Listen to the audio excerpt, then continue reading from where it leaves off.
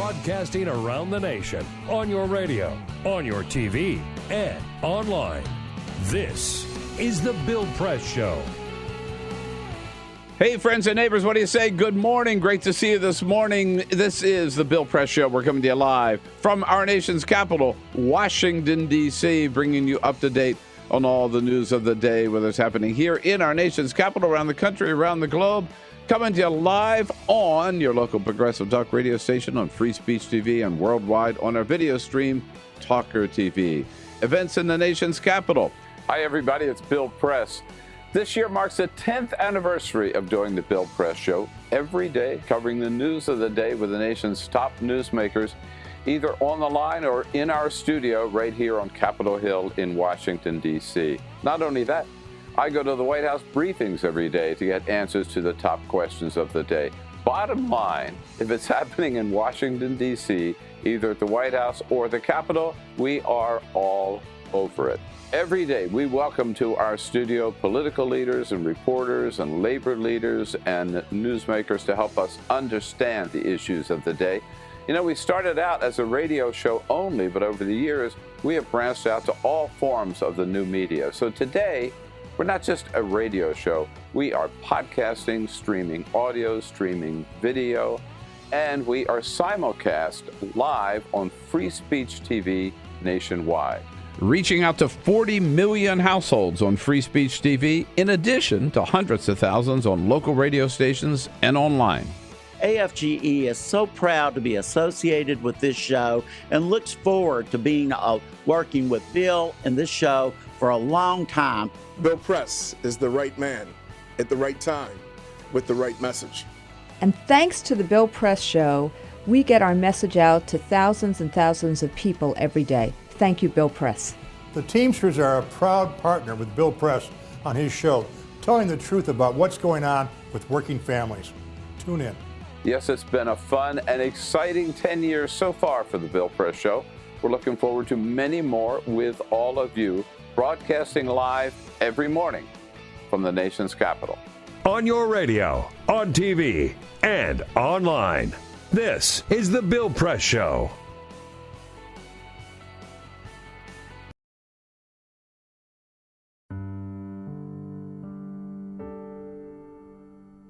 A few years ago, plastic bag waste in our city came to a tipping point. It was clear we had a bag problem. My department was tasked to reduce plastic bag consumption. We needed to come up with ways to change human behavior. So we asked ourselves, Would you like it back? what do people really hate? Yep. Getting punched in the stomach. Preliminary studies showed that the consequences weren't severe enough to warrant behavioral change. Actually, can I get that double bagged? So we thought, what do people hate more than getting punched in the stomach? Kissing Helga. Hey, big boy. People didn't find her so offensive after all, so we had to get creative. How many bags? Okay, now, pour this ice water down your pants. We tried everything.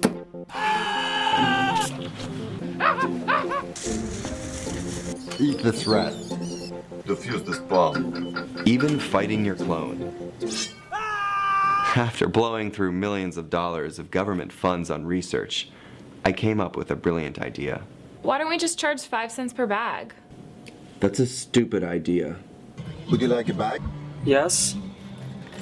5 cents a bag. 5 cents? 5 cents? Do I still have the option of getting punched? Honestly, I don't know how everyone else missed it. Why don't you just get a reusable bag?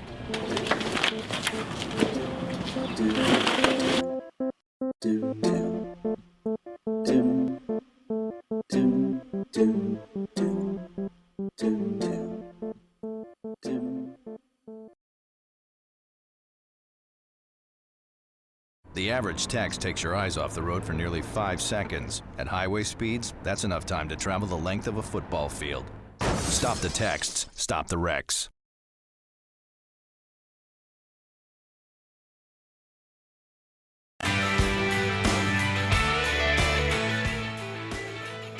Okay, friends and neighbors, here we go. Second week of our December pledge drive for Free Speech TV, and we really, really, really need your help.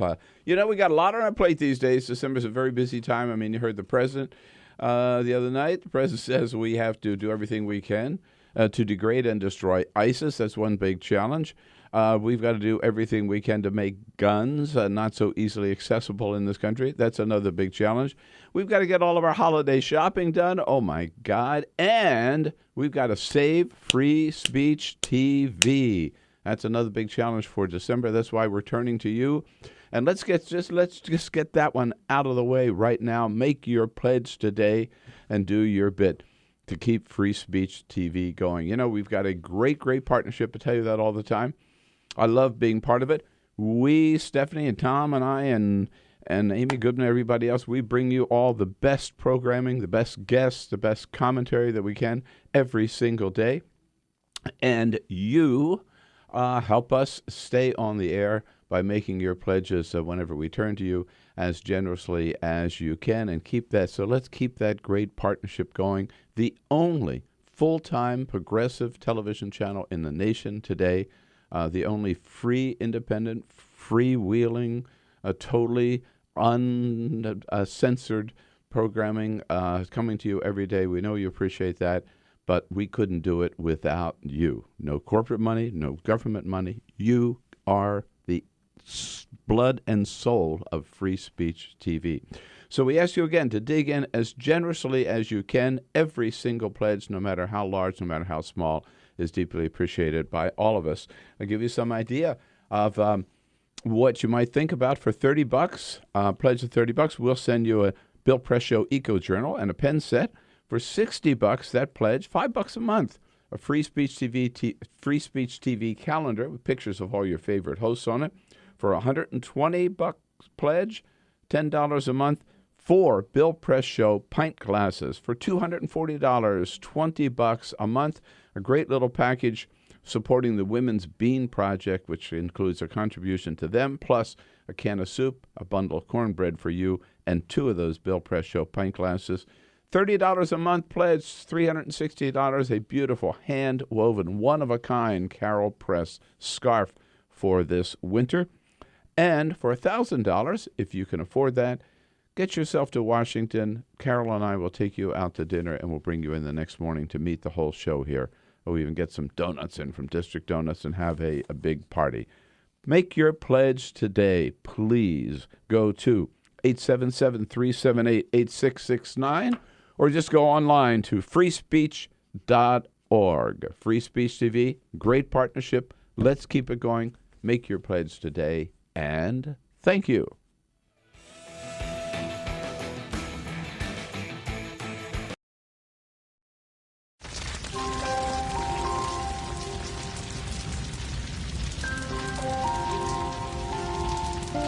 A single ember that escapes from a wildfire can travel more than a mile.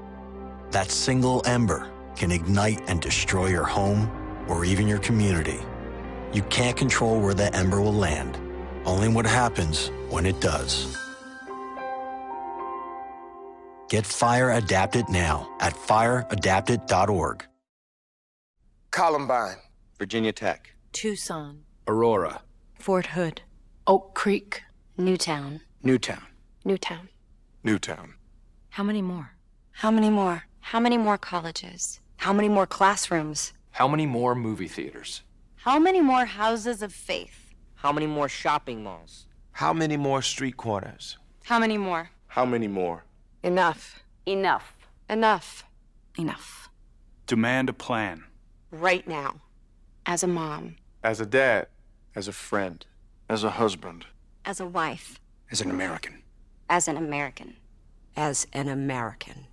As a human being. For the children of Sandy Hook. Demand a plan. No more lists of names. It's not too soon. It's too late. Now is the time. Before we all know someone who loved someone on that list. No more lists. No more. Who they might have been. No more. If we had just done something yesterday. It's time. We can do better than this. We can do better than this. It's time. It's time. It's time for our leaders to act. Demand a plan. Right now. right now. You! Demand it! Enough. Enough. Enough. Enough.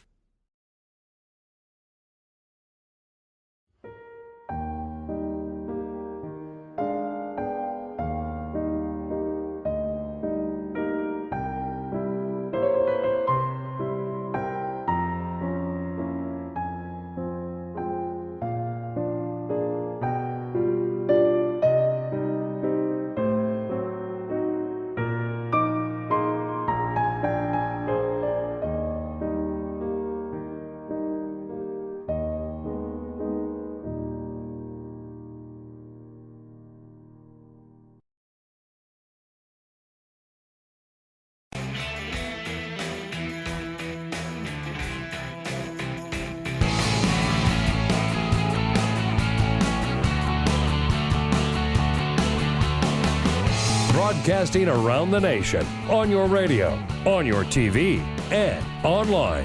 This is The Bill Press Show. Good morning. Welcome to The Bill Press Show. Sabrina Siddiqui here, political reporter at The Guardian, filling in for Bill on this Friday morning. Happy to be back after what seems like a while, and we've got plenty to talk about. Donald Trump pushing the Republican Party maybe to a brokered convention. Seems like a little bit of a walk down memory lane. We remember that with Mitt Romney, too. And yeah, Peter Ogburn, hello. Hi, Sabrina. Hi, executive producer sitting here, although a bit sniffly this morning. Never better. Never better. Happy to be here. Happy to be here. I apologize already on behalf of Peter. But Jamie Benson's running the board. Good morning, Sabrina. Good morning. Ray Rogers is screening your calls. And Cyprian Bolding, my personal favorite. Yeah. Hi, Sabrina. Hi. Right, Making us look good on camera. We're a fabulous video operator. Of course, I always just want to give out the number at the top because I'm sure people will have plenty of thoughts and always have thoughts You're about gonna need Donald Trump. 866-55-PRESS. It's 866-557-7377. So, Peter, we have this report that's come out in the Washington Post about how Republican officials and top figures in the party, they met on Capitol Hill and kind of tried to convene about the possibility of a brokered convention. Donald Trump sits at the top of the polls still, showing no signs of fading. Every time he does, as he did just the past week, comes out with something extreme like we're going to ban all Muslim entry into the United States, just knows exactly how to get himself back to the top of the pack or just back to relevance in the media as well. And, the surging even in states like New Hampshire, one poll showed him almost close to 40% there. That's crazy. I mean, Republicans are sort of at a crossroads, right? They have to figure out, Lindsey Graham put it this way earlier, right? He would rather lose without Donald Trump than win with Trump. Right. And so Republicans have to figure out whether or not they want to try and win with Donald Trump or lose without him, right? Or possibly try and find a way to win without him. But you can't deny his popularity. You can't deny the fact that his ideas are winning. Right. Among Republican voters. That this is the monster they created. This is the monster they created. And so they have to figure out what they're going to do with this monster, right? Are they going to let this monster run the party, or are they going to get rid of this monster? And the brokered convention is the first sign, really, that we've seen that, or the rumbling is of a brokered convention. The first signs that we've seen that Republican leadership is not happy with the fact that Donald Trump is the leading candidate. Right. I mean, in addition to Reince Priebus, who's, of course, the chairman of the RNC, Mitch McConnell was also listening in on this conversation. He certainly acknowledged that this is something they should be prepared for, a deadlock convention. I just don't think, as you mentioned, they've kind of figured out how to do this and do this in a way that does not turn off all of these Trump supporters and push them away from the party. They have to do this very quietly. They have to figure out how to prevent some kind of revolt. They also run the risk, of course, of him threatening a third party run, which he has done. That pledge that he signed really means nothing to him. Anyone who thought that Donald Trump, of all people, would stick to that had to be kidding themselves.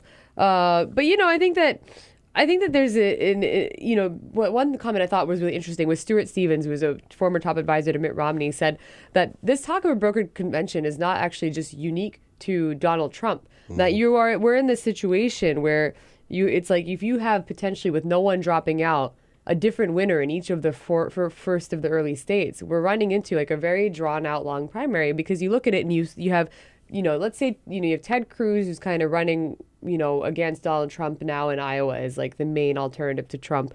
But then you go to New Hampshire and you've got Marco Rubio, Chris Christie, John Kasich, Jeb Bush. And, John Kasich, Chris Christie, and Jeb arguably have much less of a chance of getting the nomination than Marco Rubio. But they want to put all their eggs in the New Hampshire basket. They don't want to go anywhere.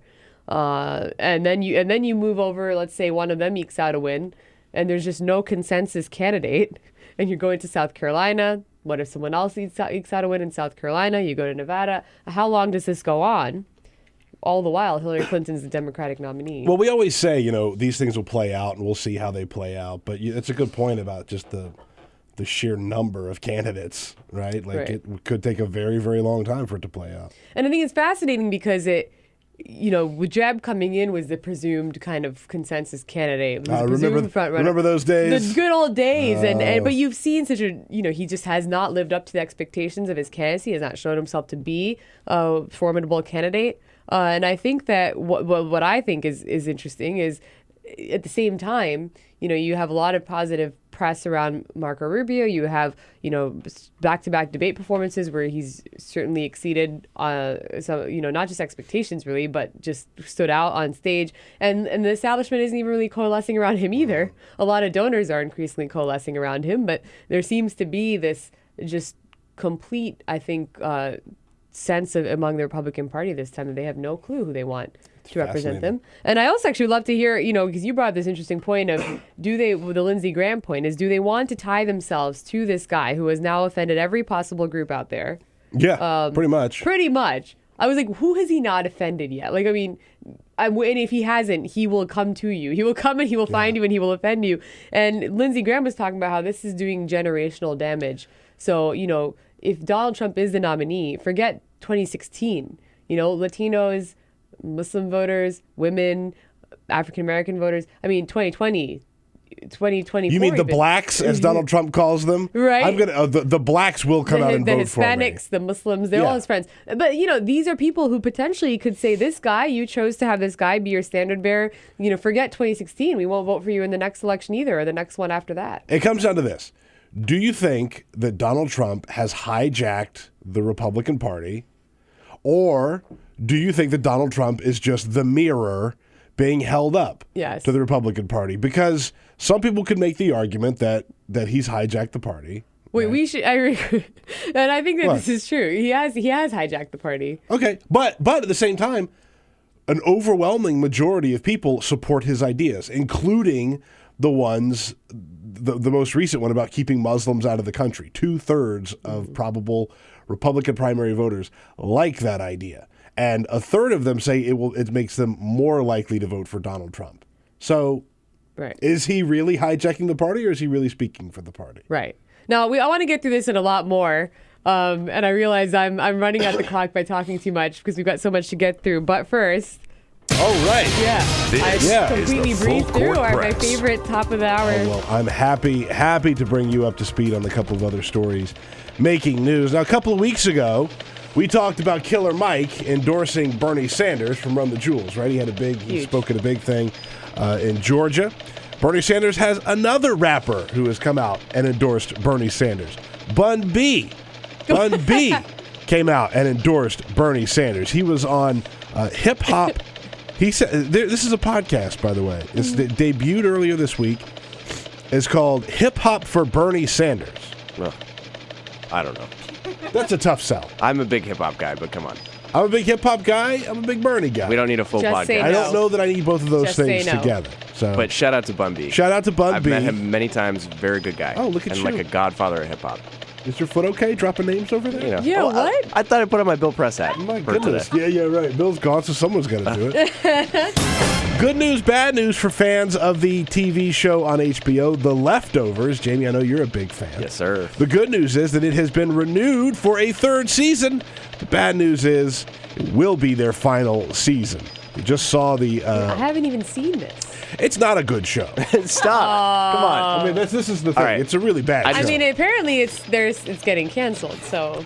Well, okay, it's weird. It's a little sci-fi-y. It's out there. It's not something I traditionally would be into, but it's filmed. It's excellently filmed. I like sci-fi.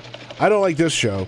But But look, three seasons on HBO is a good run, right? Good for them for getting a little run out of it. And if our listeners out there watch that show, I have no friends that watch the show, so please give me a call. I'd love to talk about it. Jamie needs friends. I don't think a lot of people He watch has the no show. friends, I don't think a lot actually. of people watch the That show. is what you really say.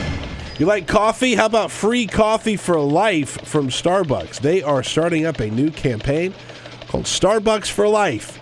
It began this week, and it goes all the way through January 11th. Now, here's the deal. You got to sign up to be a My Rewards member, which is through the app or in the store at Starbucks, and 5 people around the country will actually win free Starbucks for life. You have to make a purchase from a participating store, and every time that you purchase something, you earn 1 game play, and then when you play, you have a chance to win. 5 people. 5 people. I don't drink coffee, and you gave it up, but are you back? No, I don't drink coffee. This is non-caffeinated tea. Yeah, you gave up you weaned off coffee like a year ago. I don't do caffeine. You weaned off all caffeine. I don't do caffeine at all. Wow. How about that? And I don't drink Starbucks. Now I don't even feel so special for not drinking coffee anymore. I don't drink caffeine, but every now and then I'll get one of those little iced tea Johns from Starbucks, right? Little decaf tea thing. Fascinating tidbit from your life. Hey, look, these are Ogburn facts that we're sharing today on this Friday program. Yeah, look, we bring you all the Ogburn facts as well as all the news about the Republican primary, the 2016 election.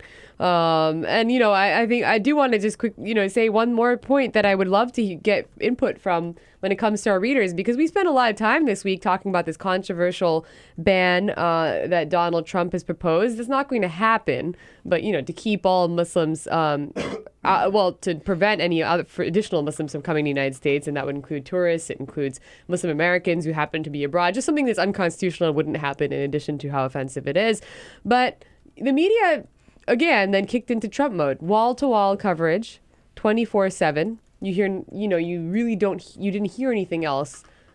A lot of it's the networks, keep in mind. But what role is the media playing is a question I would love to pose when it comes to this, I think it's very important. I think it's important that you have this unprecedented kind of situation where someone is saying what outrageous things and running a blatantly, openly racist campaign in many ways. But at what point is the media kind of giving him this fodder, giving him this mouthpiece, not keeping him alive? I mean, he's alive because there's a significant faction to agree with him. Look, I think the media has some responsibility here. I'm not going to point the finger at one single network, but because this does happen across the board. But we've seen a couple times where I'll say, I just use CNN as an example, but all of them are guilty of this. Yes.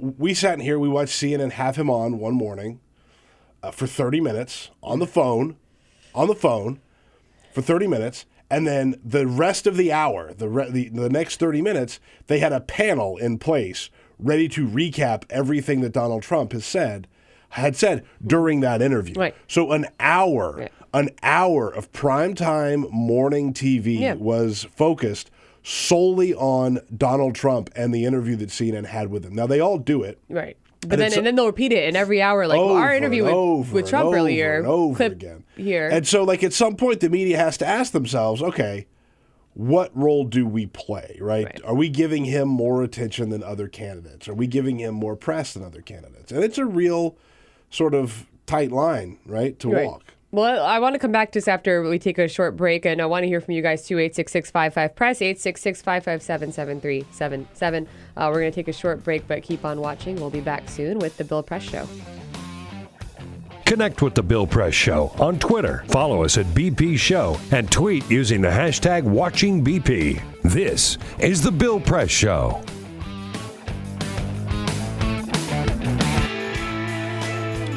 Okay, here we go, my fellow Americans. Time to step up to the plate and make your pledge to Free Speech TV. Here we are, just about the end of the second week of our pledge drive here in December, and still a long way to go. So I want to thank all of you who have already made your pledge, but also just put a little burr in the saddle of those of you who've been laying back. Come on, no freeloaders out there. You got to play. You got to be part of the program. We really, really need your help. Remember, the Free Speech TV is a nonprofit operation, right? So that means for every dollar you give, you get deduction from your federal income taxes, and this is the last time this year to get those deductions. And what better charity to support than to support the only independent progressive television network in this country? You know, Free Speech TV, totally different from all the rest of the media. Anybody else, any other program you watch on television, you know there are corporate dollars behind that programming, probably government dollars behind it, probably Koch brothers dollars behind it. Not with Free Speech TV. Free Speech TV is the one and only television channel that is totally independent, totally freewheeling. And how can we do that? Because we depend entirely on you. Only viewer donations that keep free speech going. So that's a heavy responsibility for you. Remember, only you keep free speech on the air, and only you will be responsible if free speech has to go off the air because not enough of you step up to the plate. So now's the time to do it, please, and be as generous as you can. If you can help it with just $30, a $30 pledge to Free Speech TV, we will send you a Bill Press Show Eco Journal and pen set for $60. Come on, folks, that's only $5 a month, a $60 pledge, a Free Speech TV calendar, photos of all your favorite Free Speech TV hosts to have for the entire year. $10 a month, $120 pledge, 4 Bill Press Show pint glasses. $20 a month, $240 pledge. A little package for the Women's Bean Project, a contribution to them. Plus, you get the Free Speech TV calendar, a little bundle of a can of soup and some cornbread, and 2 of those Bill Press Show pint glasses for $360, your own hand-woven, one-of-a-kind Carol Press rayon chenille scarf to keep you warm this winter, or someone you love. And for $1,000, a very special treat. We always look forward to this. You make your way to Washington, here, the nation's capital. Carol and I will treat you to dinner at one of our favorite restaurants on Capitol Hill, and then you can come in the next morning and meet the entire team and be part of the show. So important, folks. We really depend on you. We really need you. So come on, do it. If you haven't already made your pledge, go to freespeech.org, or give us a call at 877-378-8669. We need your pledge today. And thank you.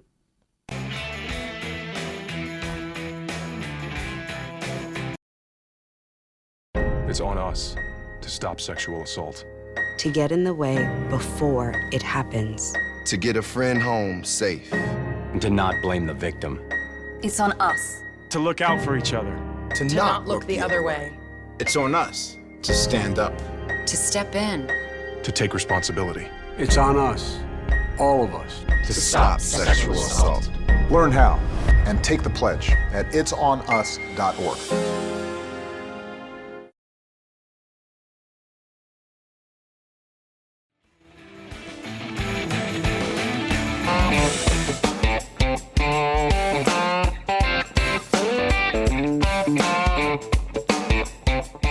This is the Bill Press Show.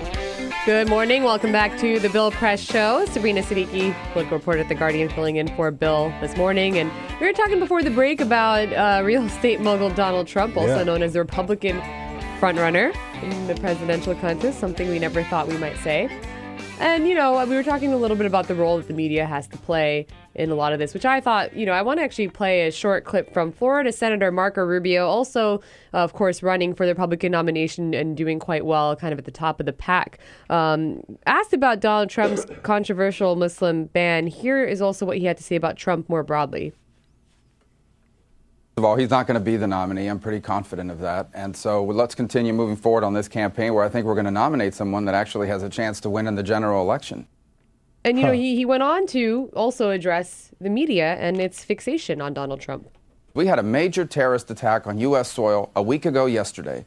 And now all the talk, including the newscasts, are dominated by this plan that's never going to happen. This is never going to become the law of the country, what Donald Trump is proposing. Okay, now, I think that obviously, you know, first of all, he's been asked about Donald Trump throughout his campaign, as have all other candidates. Oh, yeah. And, he got asked about the Muslim ban at least 5 or 6 times this week. Yeah. I saw it. I heard it on radio. I saw it on TV.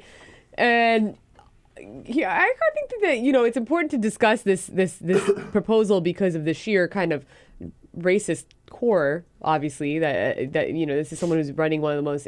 Donald Trump is running one of the most anti-Muslim campaigns in history. Far and away. Having said that, there is something to be said that there are many other very serious things happening in this country, overseas, and you turn on, like you were saying, CNN, MSNBC, Fox, maybe to a lesser extent, obviously, but all that's all that they're talking about, and other candidates are not drawing the same level of scrutiny. So I think you don't even get to really get a good evaluation of what Marco Rubio's campaign is like, what Jeb Bush's campaign is like, what Ted Cruz's campaign is like. They could very well be president, too. It's something we've never seen before. Right. And will probably change politics forever and ever. I think that, like, from here on out, right, you're going to see a lot more people running the way Donald Trump is running, and I'm not sure that that's a good thing. And I think, people bring up this point with us all the time about, why are we giving Donald Trump this, why are we talking about Donald Trump so much? Well, I mean, he is far and away the front runner in every poll. And I don't think Donald Trump is going to be president, right? He could be the nominee. He could be the nominee, but yes, I agree. But I don't think he's going to be president. I think that when people get a chance to look at him in a general election, it's going to be really bad for the Republicans if that's how it goes. But every time that you have a guy like Donald Trump, it get maybe that much closer to the presidency, right? Like, it's a little scary that a guy like Donald Trump could be that close to the presidency, right? 50-50 chance for the most part. It's also important because it drives the actions of other candidates, or it dictates, it shapes the race in certain ways. So Ted Cruz, who very well could be the nominee, who's second, he voted yesterday in the Senate by proxy, so he wasn't even there, but for a Judiciary Committee amendment, he voted against it. And this was a sense of the Senate resolution, more of making a statement against Donald Trump's proposed Muslim ban. So this said it's a sense of the Senate that we should not bar any individuals from coming into this country on the basis of religion. Ted Cruz voted against that. So essentially siding with Donald Trump, despite saying that it wouldn't be his policy. He did actually vote consistent with what Donald Trump is proposing, at least in theory.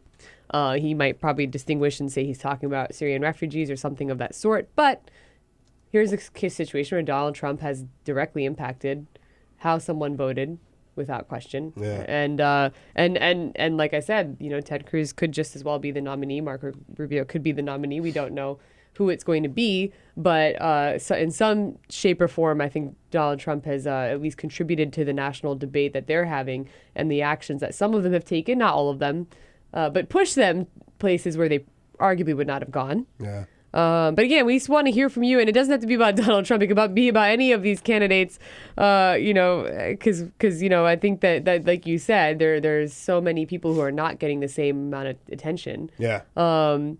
I think it's a little bit dangerous even, because you have someone who might rise up and pop up, and no one knows anything about him or her.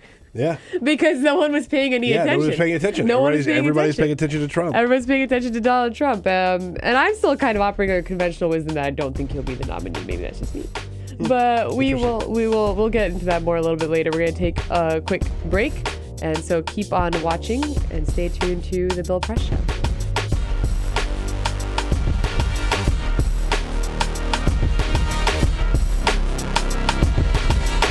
This is The Bill Press Show.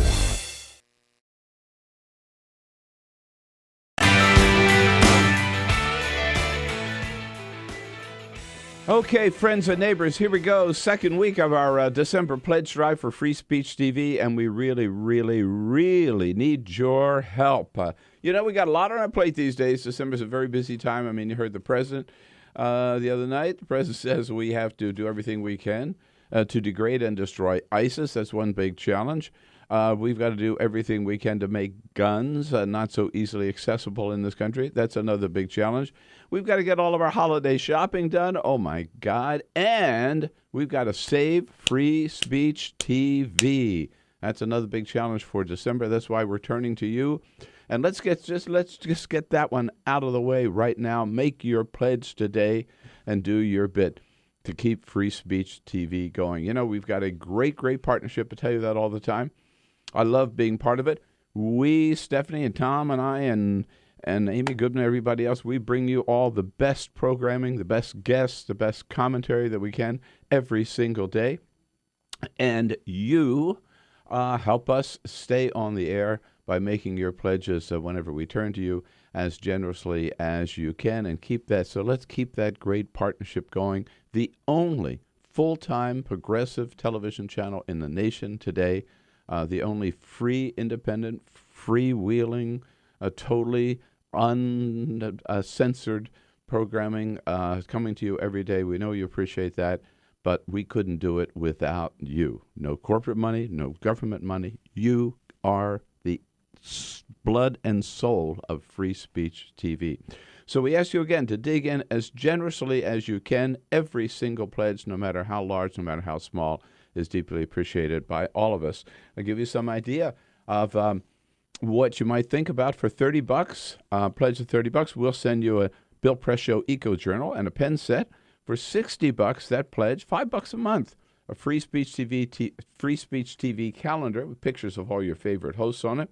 For $120 pledge, $10 a month, 4 Bill Press Show pint glasses. For $240, $20 a month, a great little package supporting the Women's Bean Project, which includes a contribution to them, plus a can of soup, a bundle of cornbread for you, and 2 of those Bill Press Show pint glasses. $30 a month pledge, $360, a beautiful hand-woven, one-of-a-kind Carol Press scarf for this winter. And for $1,000, if you can afford that, get yourself to Washington. Carol and I will take you out to dinner, and we'll bring you in the next morning to meet the whole show here. We'll even get some donuts in from District Donuts and have a big party. Make your pledge today. Please go to 877-378-8669 or just go online to freespeech.org. Free Speech TV, great partnership. Let's keep it going. Make your pledge today, and thank you.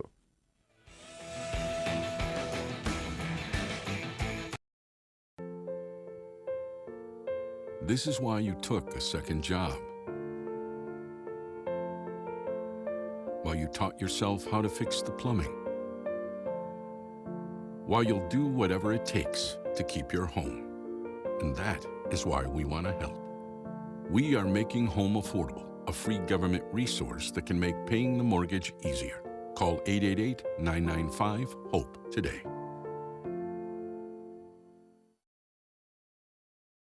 The average text takes your eyes off the road for nearly 5 seconds. At highway speeds, that's enough time to travel the length of a football field. Stop the texts, stop the wrecks.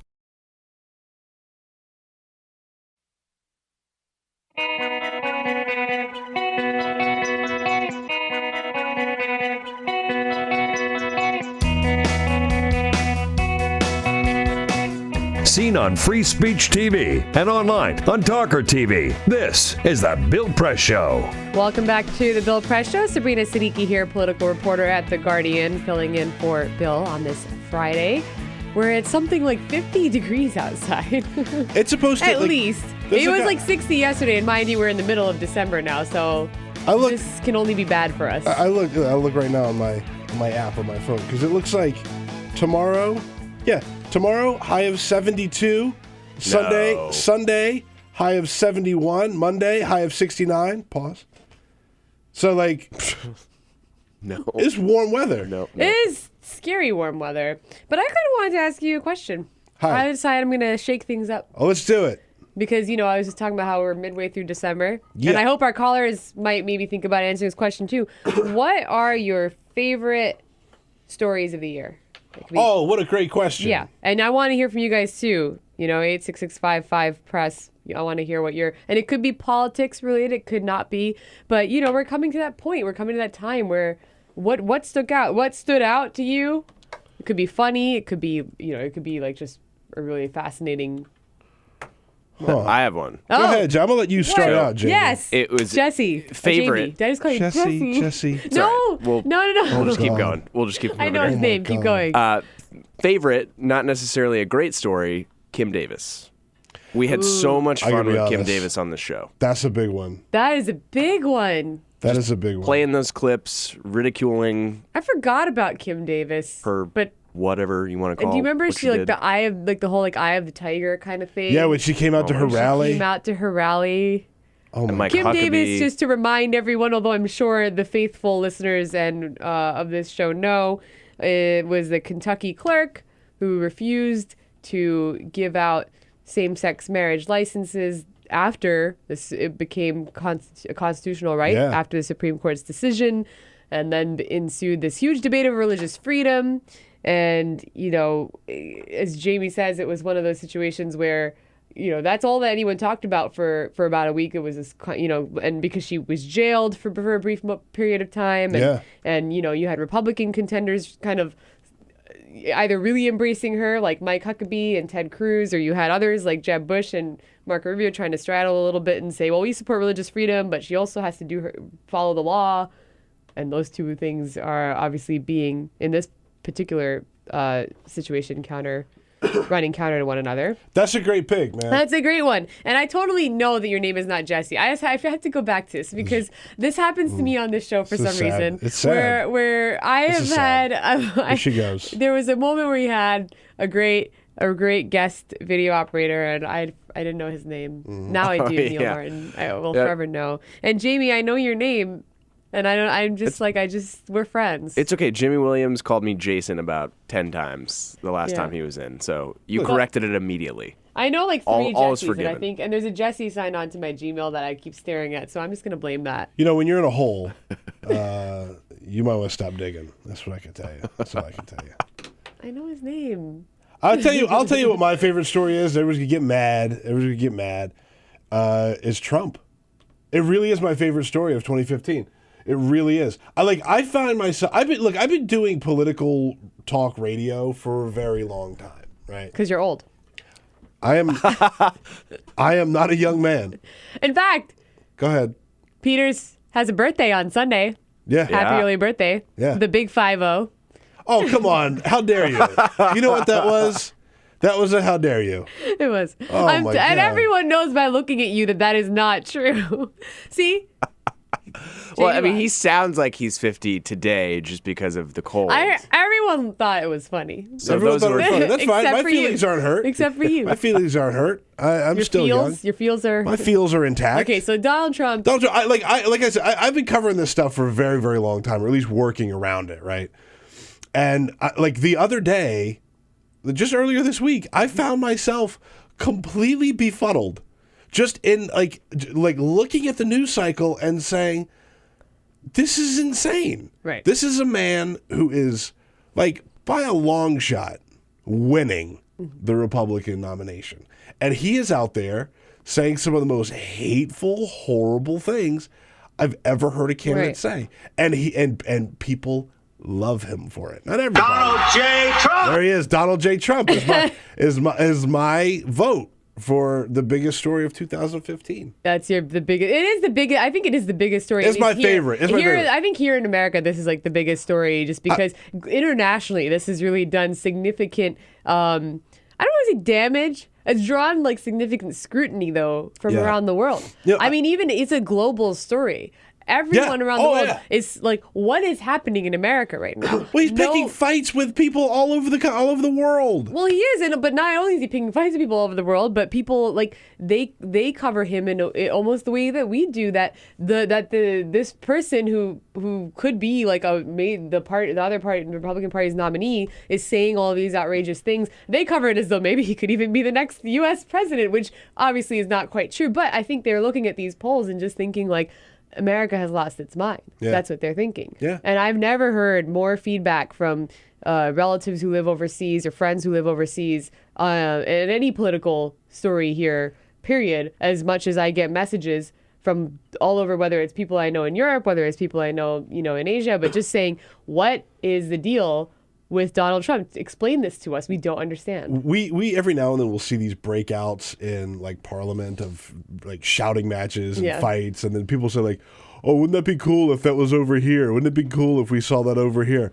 We are seeing it here. Donald Trump called Ben Carson one of the most celebrated surgeons of all time As a doctor, I guess he was okay. Yeah. He made fun of Marco Rubio because he sweats too much. And then he later compared Ben Carson to a pedophile. Yeah. Like that actually. Almost forgot about that. There's so much crazy. I forgot about that one. That is a thing that happened. I mean, I don't even know what my favorite is. I can't say Donald Trump is necessarily my favorite. It's my favorite.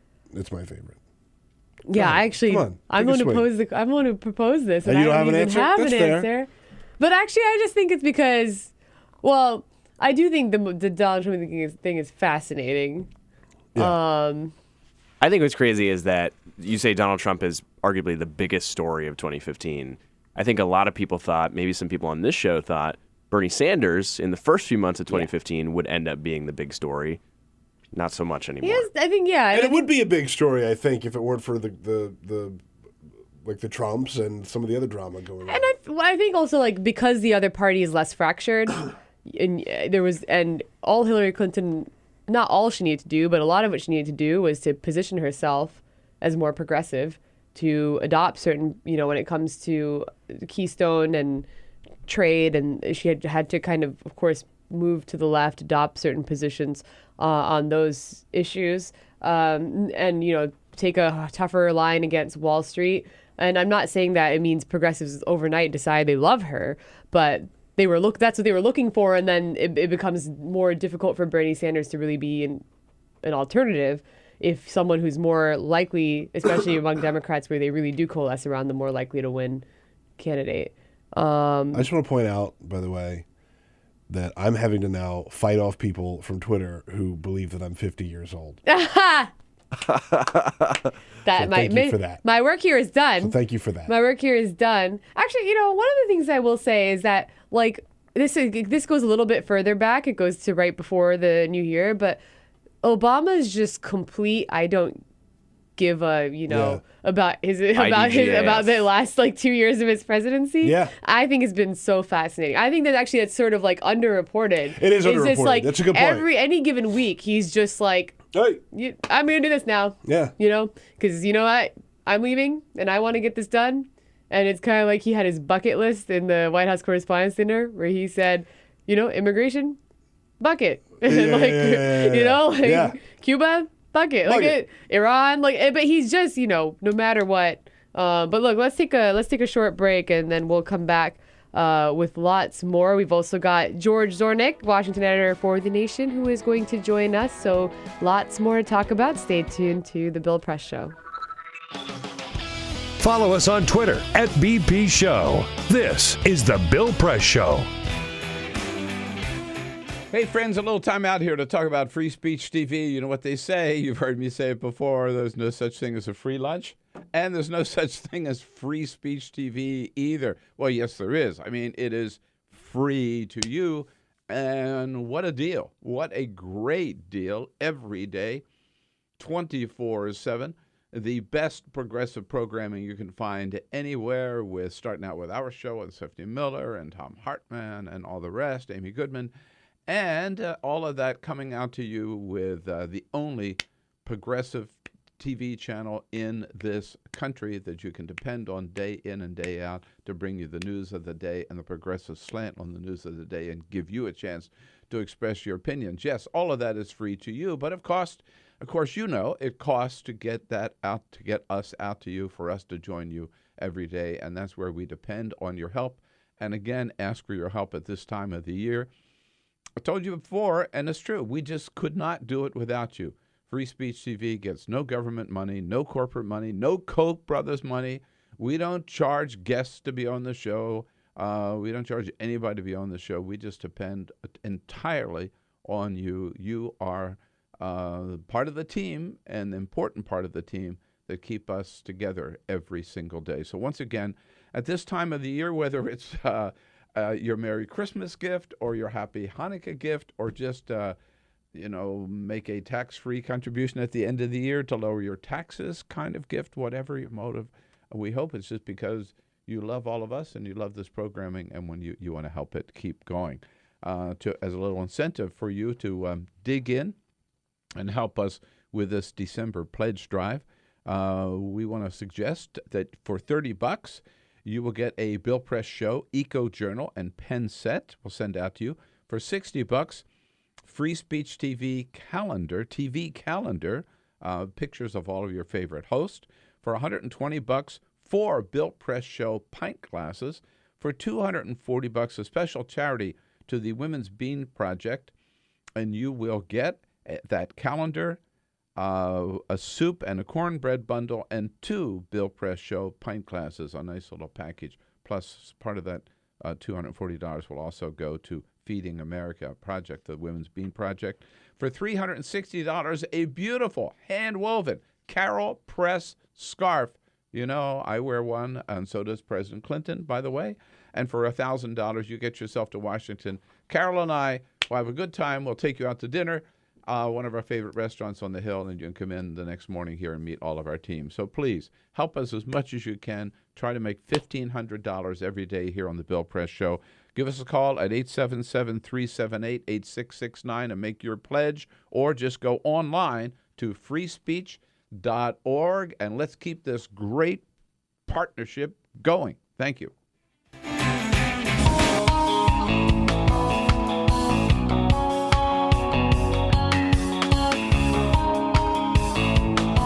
The most valuable morning radio show, according to The Nation magazine. This is The Bill Press Show. Welcome back to The Bill Press Show. Sabrina Siddiqui here, political reporter at The Guardian, filling in for Bill. And we've got a couple of favorite stories of 2015. Just a quick follow-up. Peter, what do we got? All right, so we're on Twitter at BP Show.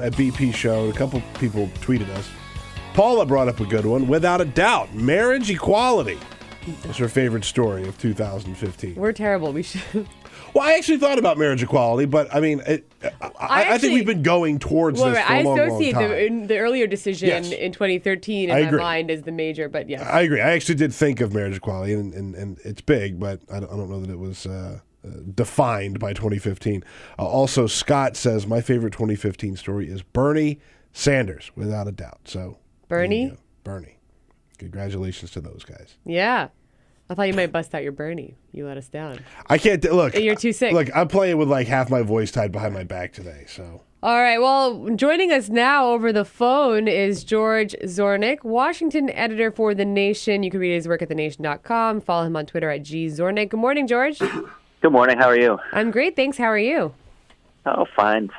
Now, George, I believe, has been up to speed with Rahm Emanuel and a lot of the controversy that we're seeing in Chicago, the fallout from the video release of the shooting death of Laquan McDonald. George, can you kind of walk us through where we stand? Because there's a lot of pressure on Rahm to resign. He gave a very emotional apology speech instead. Hundreds are still protesting or were in the streets. Can he hold on?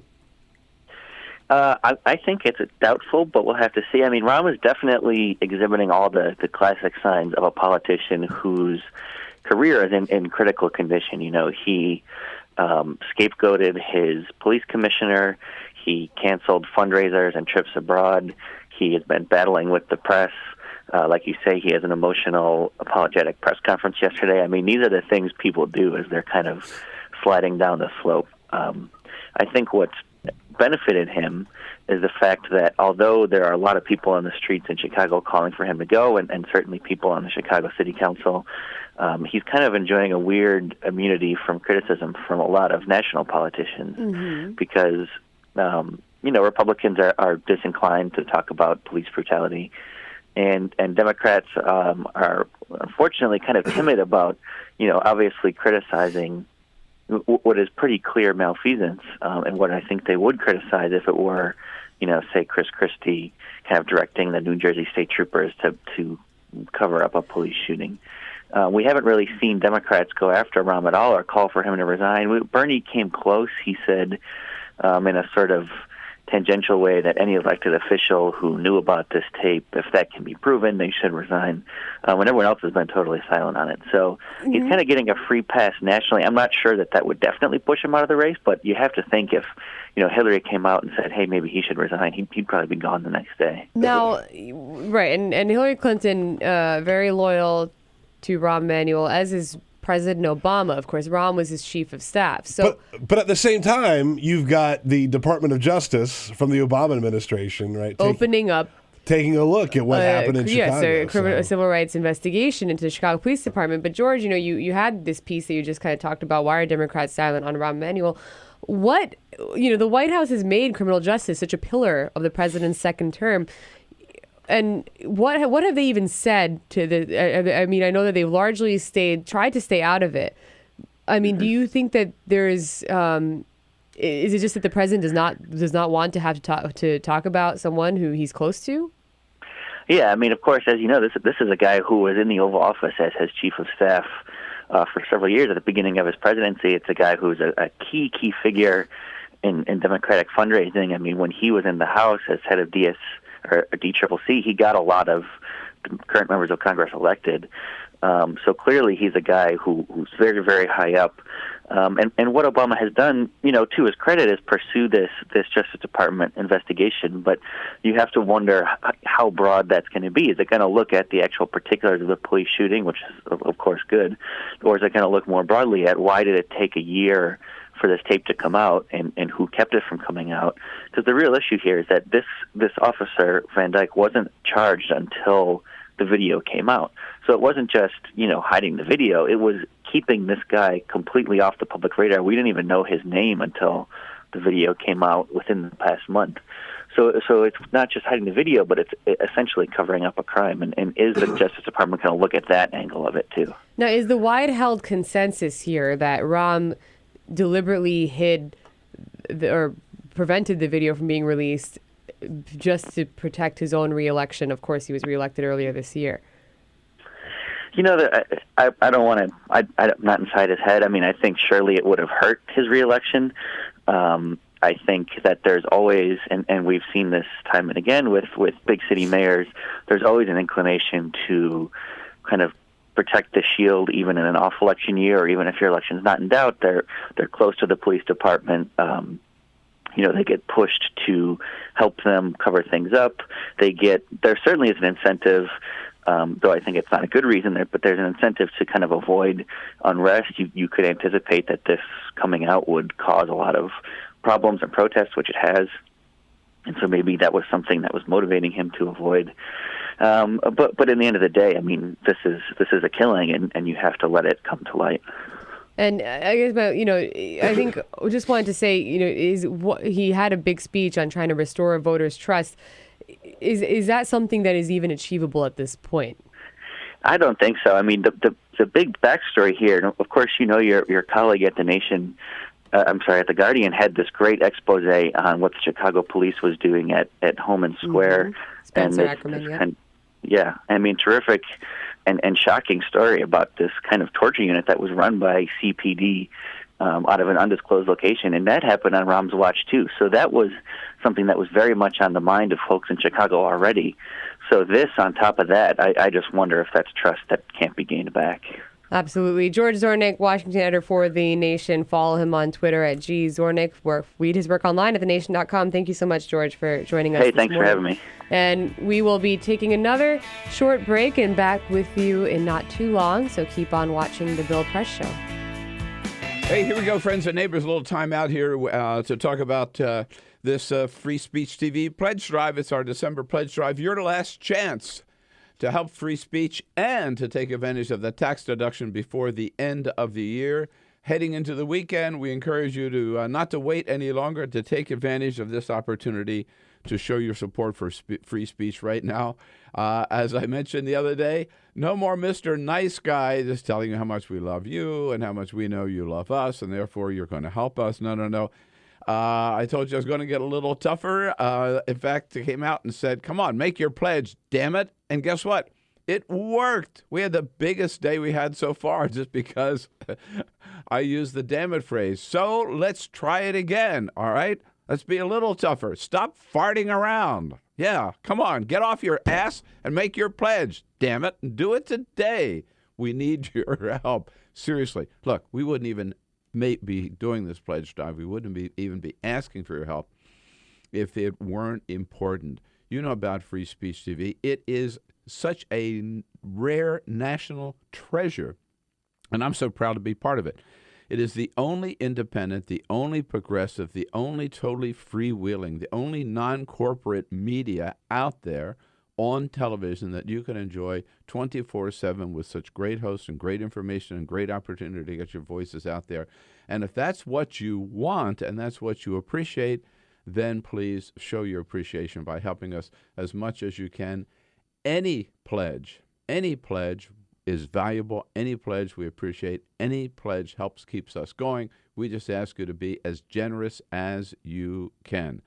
And you do your share. We'll do our share by sending you some wonderful little gifts to accompany your pledge. If you can just help us with $30. A pledge for $30, we'll send you a Bill Press Show Eco Journal and pen set. For $60, that's $5 a month. Come on, a Free Speech TV calendar with a photograph for every month of one of your favorite Free Speech TV hosts, including yours truly. $120, $10 a month for Bill Press Show pint glasses. You can sip while you watch. For $240, a little package put together for the Women's Bean Project, a contribution to that great project, like a little can of soup and a bundle of cornbread, and 2 of those Bill Press Show pint glasses. For $360, a cow press scarf like this one that's just $30 a month. Some of you have already done this. I've heard from some of you, and so excited to get a Carol Press scarf for that $360 pledge.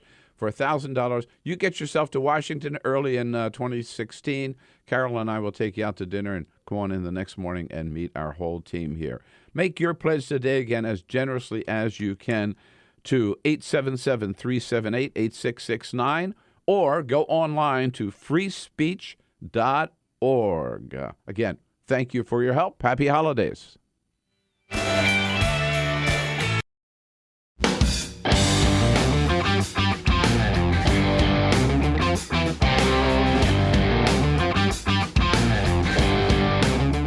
This is the Bill Press Show. Welcome back to the Bill Press Show. Jon Stewart has been pushing a bill that, would expand or make permanent law benefits for 9/11 first responders. Many of them, of course, who, based on their work there, have suffered long-term health consequences. And he was on Stephen Colbert last night to make an appeal, and here's how it went down. These 9/11 first responders. Let me tell you something. Hey, these 9/11 first responders are the most top-notch, first-class, diamond-encrusted heroes America can produce. Don't let Congress play politics with this necessary bill. If I'm elected, and I will be elected, I will build a wall around politics, and I will make politics pay for it. Tweet at your congressman with the hashtag worst responders. Tell them Donald said, pull up your big boy pants and make America great again. Pass the Zadroga Act, or I will glue Congress together, dip them in gold and wear them around my friggin' neck. Classy, fantastic, sex. So that was Jon Stewart as Donald Trump, because Stephen Colbert said to really sell his bill, he needs to trump it up a little. He's doing a lot of good work, Jon Stewart, now that he's quote unquote retired. Rocking a fantastic beard. He's been really kind of going repeatedly to Capitol Hill, confronting, along with some of the 9/11 first responders by his side, senators in the hallway, trying to change their minds. There was a powerful image earlier this week when he used to host The Daily Show. He had on 4 different first responders 5 years ago, and then when he was on this week, he came back with just one of them. That's all that's left of that original 4 that he brought. That's incredible. We'll be talking about more after the break. Stay tuned to the Bill Press Show. Elise Foley is joining us next. This is the Bill Press Show.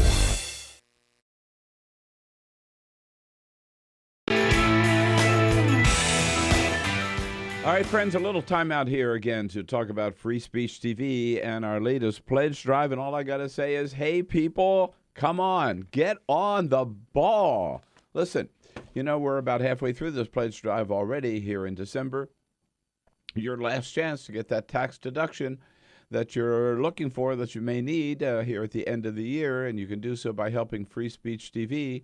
But we're about halfway through the pledge drive, and we're still lagging far behind. We've got over $200,000 we've got to raise in the next week and a half. Here on this show, remember, we've set a goal of $1,500 a day. We've been falling short of that. So Really got to tell you, come on, you got to step up the game here, get off your ass and make your pledge. Just think about it this way. Think about what a great national treasure free speech is. Think about how much you depend on us and you count on us every day to bring you not only tell you what's happening today, but to bring you the progressive slant on those issues, the truth about those issues, and to give you a chance to talk about it.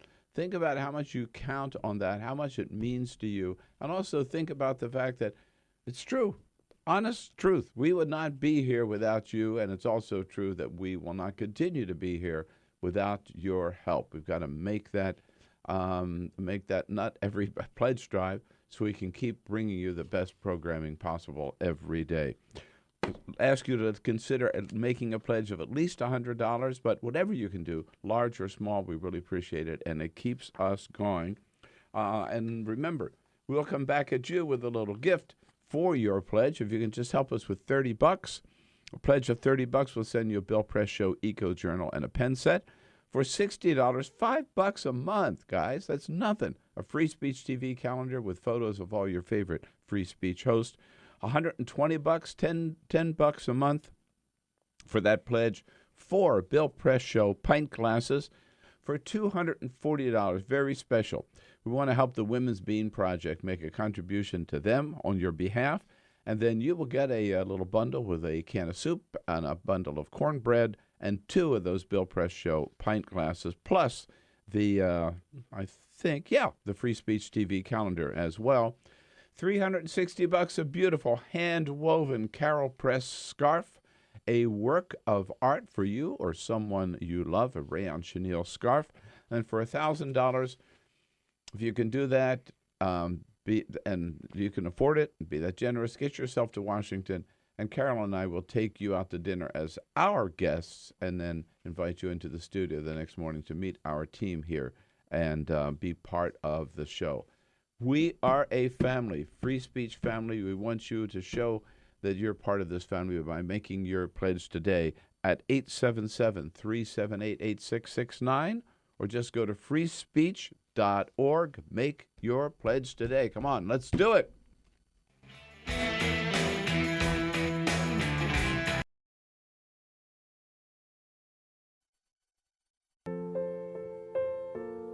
This is why you took a second job. While you taught yourself how to fix the plumbing. While you'll do whatever it takes to keep your home. And that is why we want to help. We are making home affordable, a free government resource that can make paying the mortgage easier. Call 888-995-HOPE today.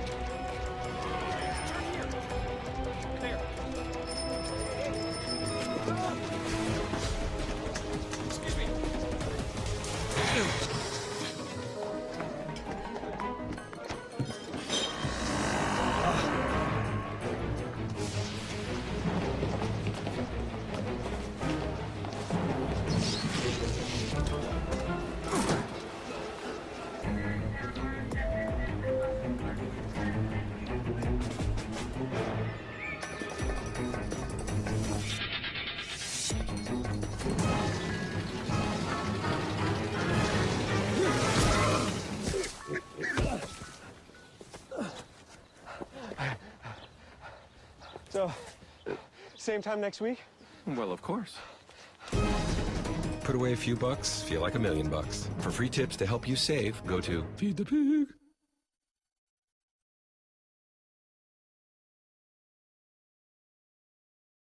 The average text takes your eyes off the road for nearly 5 seconds. At highway speeds, that's enough time to travel the length of a football field. Stop the texts, stop the wrecks.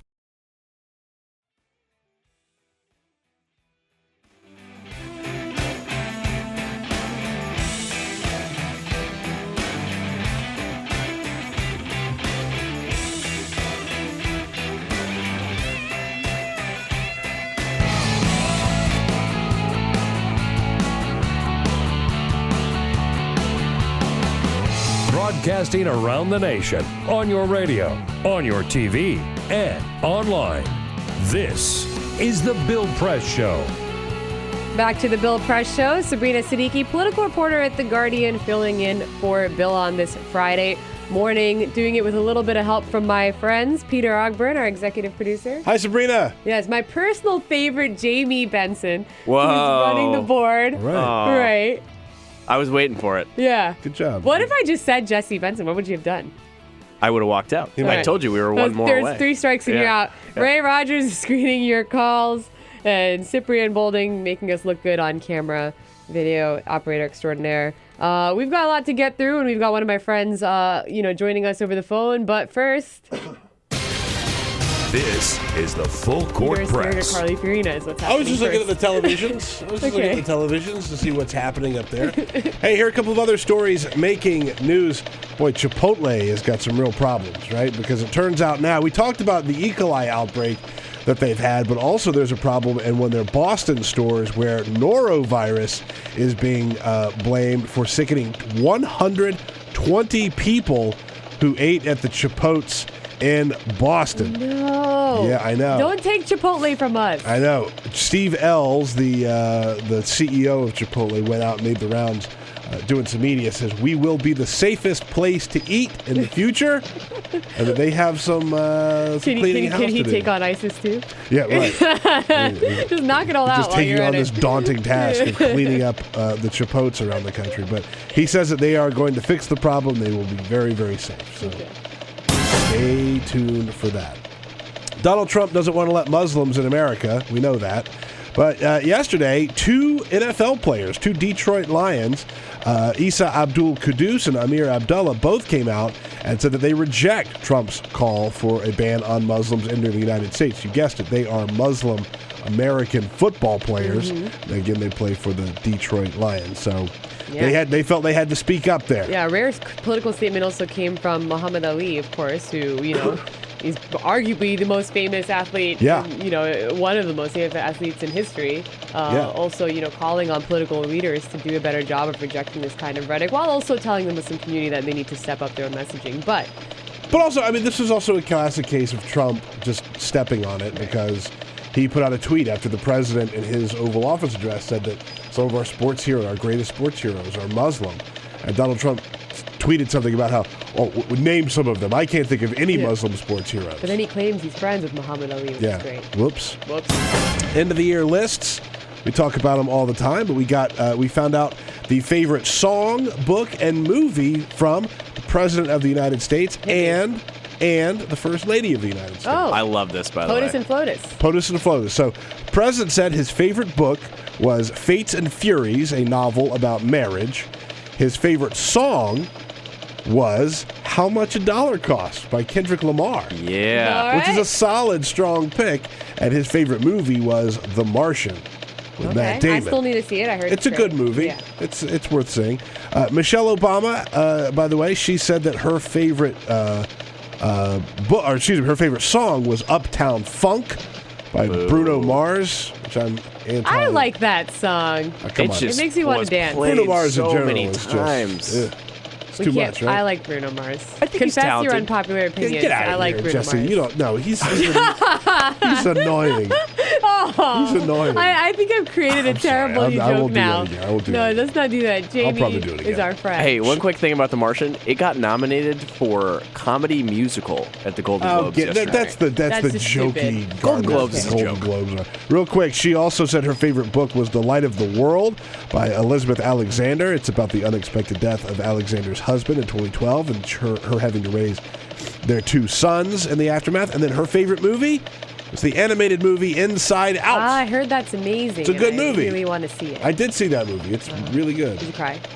No. I mean, I cry probably way more often than is appropriate for a man of my size. Is but it because you have kids and you're 50 years old? Or? Oh. Son of a bitch, Jamie. Ay. I'm not 50. I'm Did gonna we get bleep these. that out? I can say What? that. I can say that. Yeah, you can say it. I can say that. Okay. Well, anyhow, speaking of crying and speaking of year-end lists, one of my friends, politics and immigration reporter for the Huffington Post, Elise Foley, is on the line. Good morning, Elise. Hey. That introduction in part because Elise has this piece on the Huffington Post. These are the best movies to watch. I was going to bring this up. An yeah. ugly cry, and we just had the perfect unexpected segue. I know. Is that what we're going to talk about this morning? I mean, Sounds you know great. what? Why not kick it off with you telling us, like, what are some of your top picks for the best movie to watch when you need to ugly cry? An ugly cry. Oh, wow. All right. So my contribution to the list was the movie About Time, which is a little bit sappy and cheesy, but is very sweet and made me cry just like a baby on a flight. So if you want to cry, that's a good one. My favorite one is actually one that I relate to. Was submitted by Arthur Delaney. Was Turner and Hooch. I used to cry so hard in that movie when I was a kid. I really did. The dog dies. The dog's not supposed to die. Honestly, I cry Any in movie Homeward where the Bound. dog dies. Homeward Bound. Elise and I have talked about Homeward Bound a lot. But, Elise, we clearly like to talk Homeward about Bound not on there. Yeah, we clearly like to talk about the hard-hitting issues here.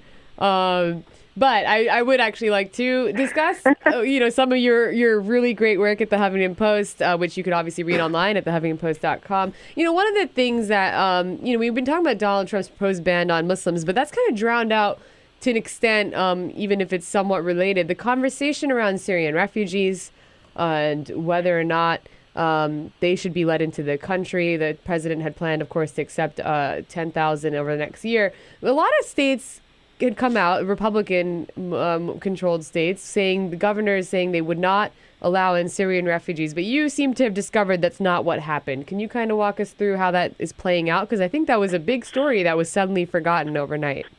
Yeah, absolutely. So right after the terrorist attacks in Paris last month, you had all of these states coming and saying, we're not, these governors announcing, we're not going to accept Syrian refugees anymore. And pretty much immediately, all reporters and legal scholars and everybody were like, well, hold on a second. I don't think that you can do that. That's not really within your authority to do.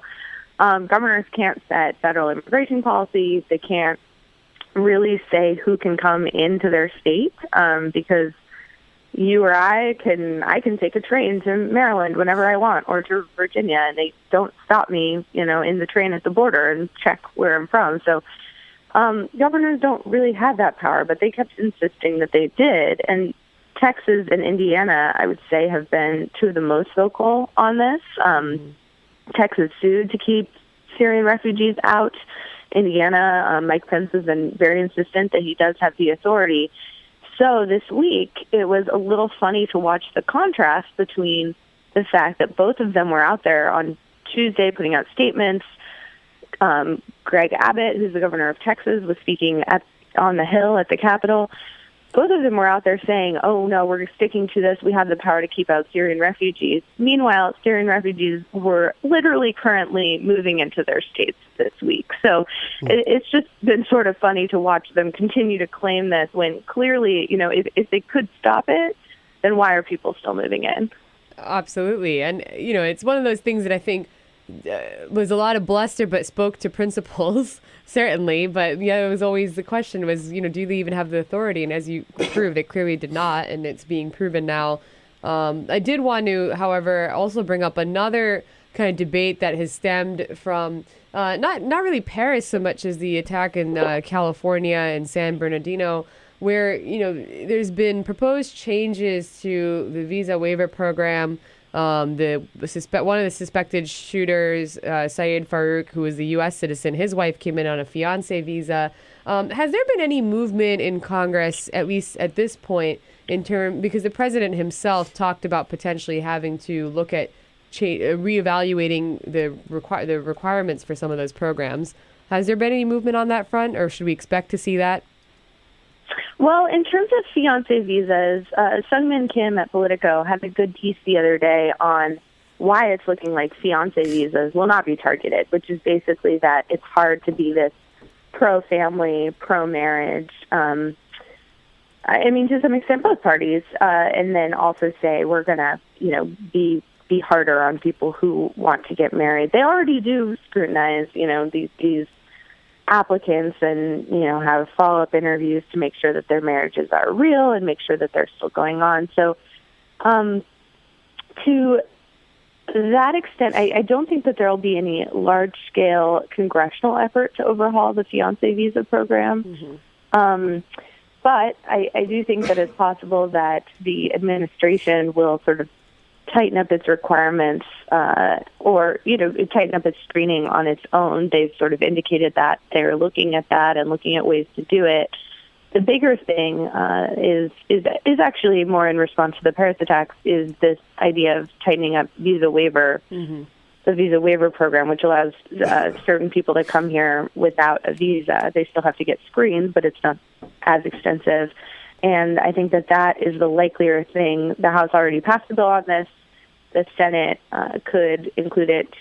It could be included in this big spending bill that they need to do. So that's the thing that I think is looking like a likelier response to all of these fears about, terrorists coming into our country. And is there bipartisan support for doing that? Some obviously immigration politics are so often split down the line in terms of Democrats wanting not to appear as though they're doing anything perceived as cracking down on immigration, especially. That is, of course, one of the main arguments they have against Republicans. But it sounds like, is this something that they've all kind of agreed is a step that they just have to take because of the environment right now? Yeah, and pretty much. It's the House bill passed more than 400 votes, which is huge. Only 19 people voted against the bill. So that's pretty, that's, like you said, that's pretty unprecedented in terms of something related at all to immigration or people coming into the country. The White House has said it supports this bill. It's looking like in the Senate, they sort of have a different bill, but it's looking like the bill, or at least the idea of changing the visa waiver program, is getting pretty broad support. The only place that it's not really getting support is from civil liberties groups and other civil rights groups that say that it's discriminatory. They have concerns about the fact that it doesn't have a time limit. So potentially people who have, dual nationality of Sudan could be just barred from using the visa waiver program for the next, 100 years.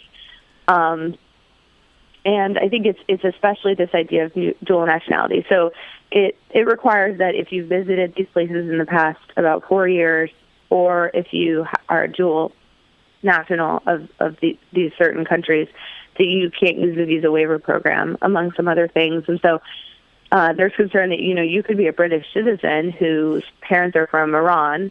You maybe have never even been to Iran, and you could still be blocked because you are a dual national. So that's the type of thing people are concerned about. Clearly, those concerns have not convinced the White House or other Democrats that they should oppose this. And I think that that's because there's such desire to do something, and they see this as, here's something that we could do that would not be as extreme as, messing with the Syrian refugee resettlement. And taking this in another direction, because, one of the things that we were talking about earlier in the program, Donald Trump's controversial comments about stopping Muslims from coming into the country. Obviously, an unconstitutional proposal, but you had a piece about how there's nothing that Donald Trump can say about Muslims that would make them reject him. And you followed his comments also on immigration before when he talked about Mexicans and when he announced his candidacy, saying they're bringing rapists and they're bringing killers. And that was obviously something that sparked a lot of backlash, too. But what do you observe? Do you observe kind of a difference in how Republican candidates have responded to his comments on Muslims versus how they did previously when he was talking about Latino voters who I think they feel like they actually need to court? Have you seen like something? Do you feel like there's a difference in that, or are you just kind of speaking more broadly to he can't? In any case, nothing appears too controversial. No, I think that there is a difference. I mean, there's such an atmosphere for, especially demonizing immigrants that goes back so far. There's also an atmosphere of demonizing Muslims, of course, that also goes back a long way, but you haven't seen these big legislative battles on that. I mean, people have really staked out their positions recently as being opposed to people staying in the country, supportive of, border walls, things like that. So Donald Trump's statements on that, I think, are more in line with the rest of the party, at least what they've publicly said. And, I can't be in their heads, but this week, it really did just, going up and talking to senators, just the level of, oh, God, I wish I didn't have to be responding to this that you'd sent. It was not inside the norm. Mitch McConnell and Paul Ryan, who are the heads of Republicans in the Senate and the House, they don't usually talk about candidates. I mean, usually they'll say, I'm not going to get involved. And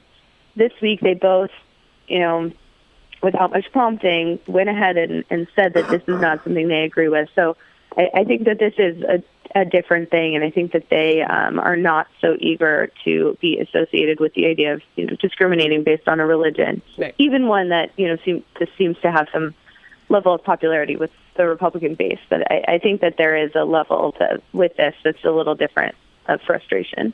All right. Well, great stuff, Elise Foley. Thank you so much for joining us this morning. Elise Foley, politics immigration reporter at The Huffington Post, whose work you can follow on Twitter at Elise Foley. Read online at thehuffingtonpost.com. We'll be taking a break, so keep on watching The Bill Press Show.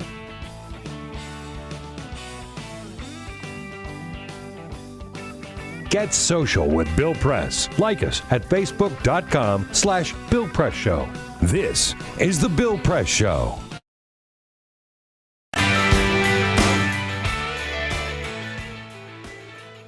Okay, friends and neighbors, here we go. Second week of our December pledge drive for Free Speech TV, and we really, really, really need your help. We got a lot on our plate these days. December's a very busy time. I mean, you heard the president the other night. The president says we have to do everything we can to degrade and destroy ISIS. That's one big challenge. We've got to do everything we can to make guns not so easily accessible in this country. That's another big challenge. We've got to get all of our holiday shopping done. Oh, my God. And we've got to save Free Speech TV. That's another big challenge for December. That's why we're turning to you. And let's just get that one out of the way right now. Make your pledge today and do your bit to keep Free Speech TV going. We've got a great, great partnership. I tell you that all the time. I love being part of it. We, Stephanie and Tom and I and Amy Goodman, everybody else, we bring you all the best programming, the best guests, the best commentary that we can every single day. And you help us stay on the air by making your pledges whenever we turn to you as generously as you can and keep that. So let's keep that great partnership going. The only full-time progressive television channel in the nation today, the only free, independent, freewheeling, totally uncensored programming coming to you every day. We know you appreciate that, but we couldn't do it without you. No corporate money, no government money. You are the blood and soul of Free Speech TV. So we ask you again to dig in as generously as you can. Every single pledge, no matter how large, no matter how small, is deeply appreciated by all of us. I'll give you some idea of what you might think about for $30. Pledge of $30. We'll send you a Bill Press Show Eco Journal and a pen set For $60, that pledge, $5 a month. A Free Speech TV calendar with pictures of all your favorite hosts on it. For $120 pledge, $10 a month. 4 Bill Press Show pint glasses for $240, $20 a month. A great little package supporting the Women's Bean Project, which includes a contribution to them, plus a can of soup, a bundle of cornbread for you, and 2 of those Bill Press Show pint glasses. $30 a month pledge, $360, a beautiful hand-woven, one-of-a-kind Carol Press scarf for this winter. And for $1,000, if you can afford that, get yourself to Washington. Carol and I will take you out to dinner, and we'll bring you in the next morning to meet the whole show here. We'll even get some donuts in from District Donuts and have a big party. Make your pledge today. Please go to 877-378-8669 or just go online to freespeech.org. Free Speech TV, great partnership. Let's keep it going. Make your pledge today, and thank you.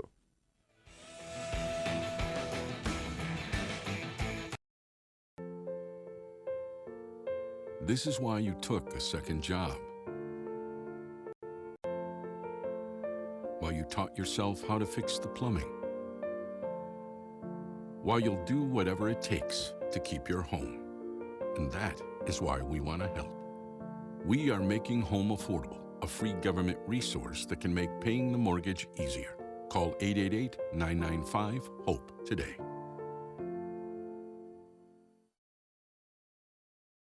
The average text takes your eyes off the road for nearly 5 seconds. At highway speeds, that's enough time to travel the length of a football field. Stop the texts, stop the wrecks.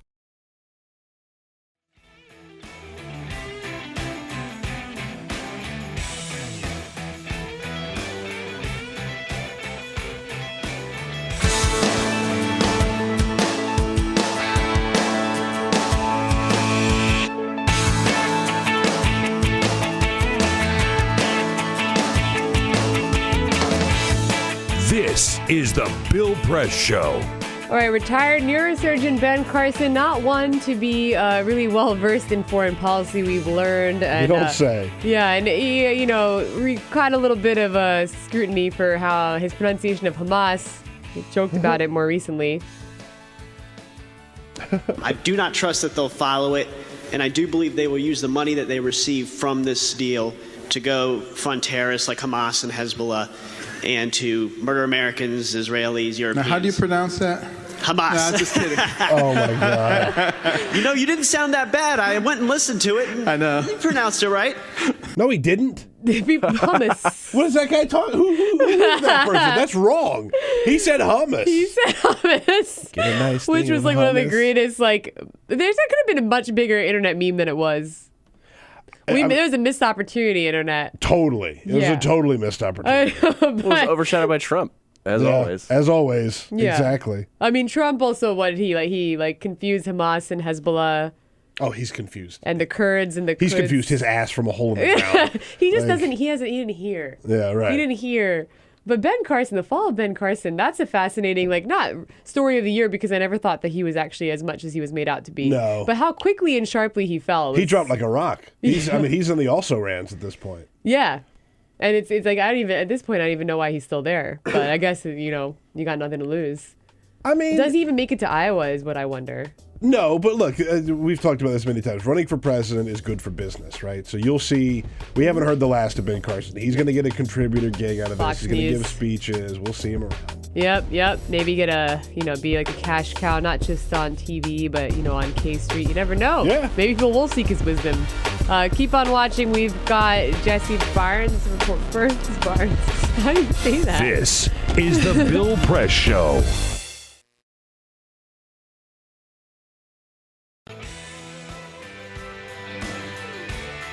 Neighbors, a little word about Free Speech TV. It's that time of year, our December pledge drive, very, very important before the end of the year. Your last chance to get a tax deduction for making a charitable contribution to our nonprofit Free Speech TV, and hope you take advantage of that.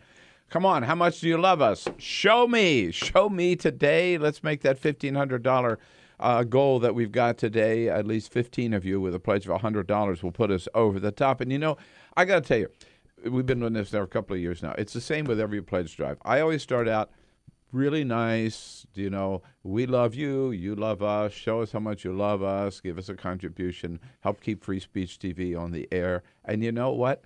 It never works. Same thing, we're off to a slow start again.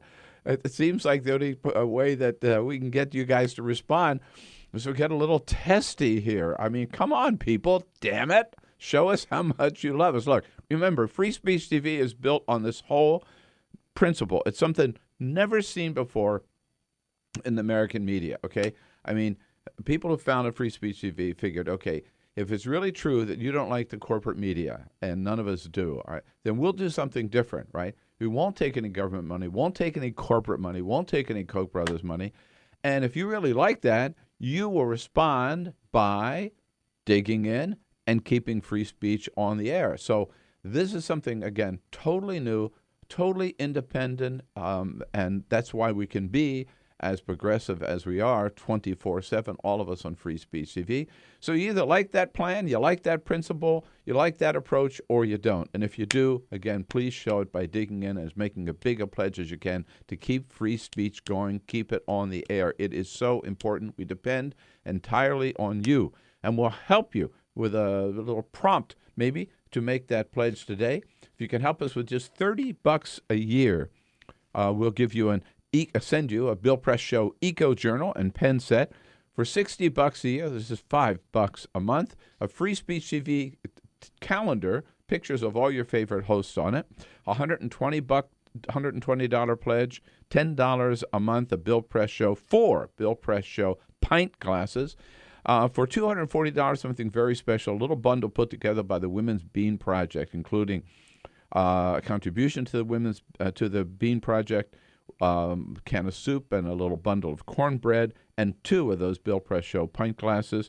For $360, a great, great gift for yourself or someone you love, a hand-woven scarf by my wife, Carol Press.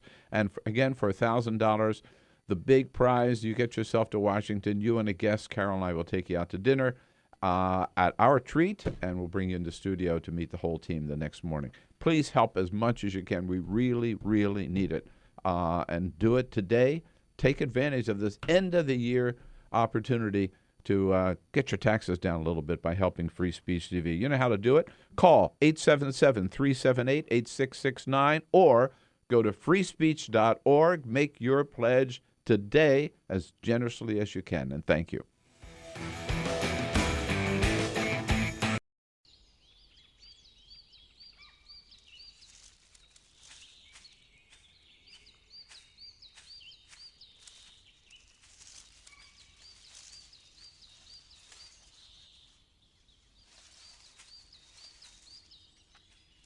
At Earth Justice, we defend the environment in the courtroom. Join our fight. When you take a seat, you take a stand. Earth Justice, because the Earth needs a good lawyer.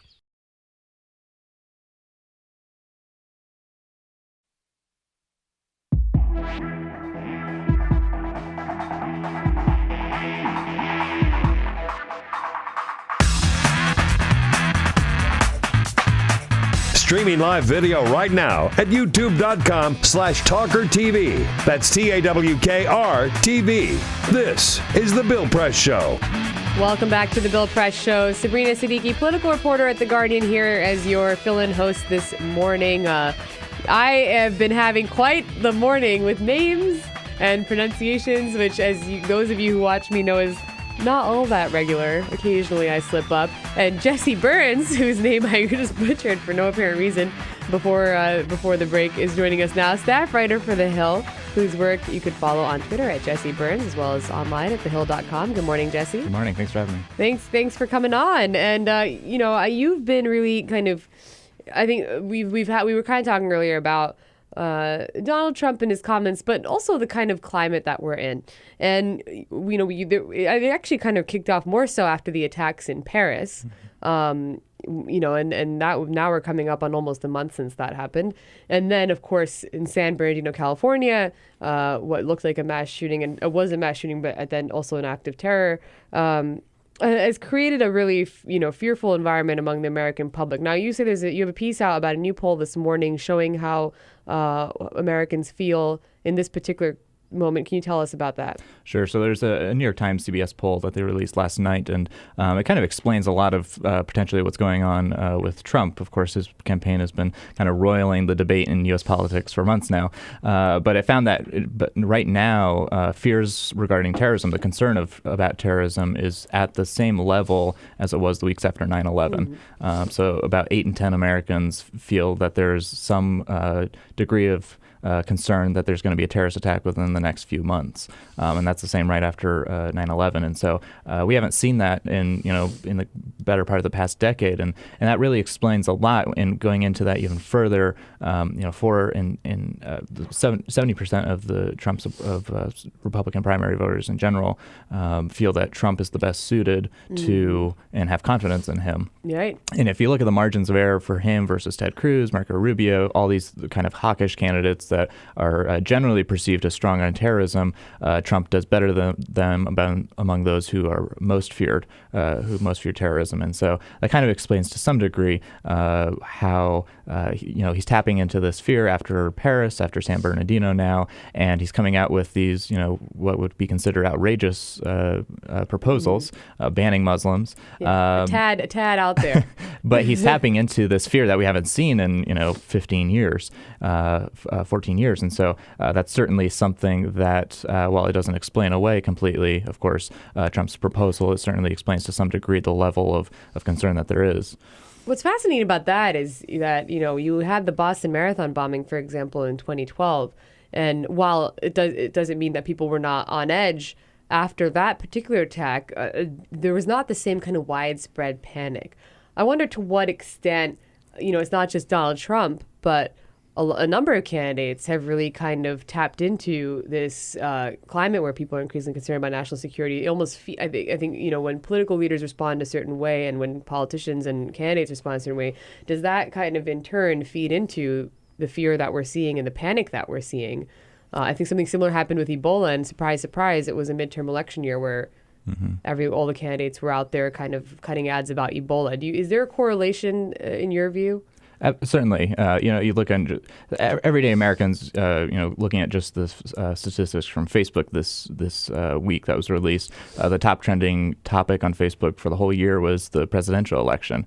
This is a year before the presidential election. And so this is something that people are following very closely. And when the candidates have the mic that Trump has, or these other candidates on the trail, when they can speak to that issue and kind of add fuel to that fire that's already out there and that concern that's already out there, certainly compounds the issue. And certainly one of obviously the other caveats with Boston is that this was before the rise of ISIS, and I think that their propaganda machine has really just taken this to another level, and a lot of people obviously believe this president has not effectively responded. So some of that, of course, plays into it, I believe. And there's a lot of strategy here on the part of Trump. I know, the immediate reaction from, pundits is, well, he's just saying this to be outrageous, trying to get attention. And there's some truth to that, obviously, but he's being very strategic in how he goes about this. The proposal for banning Muslims came a day after President Obama's Oval Office speech, only the third in his presidency. And so a lot of attention goes to that, and he speaks for less than 15 minutes, and it's kind of widely panned.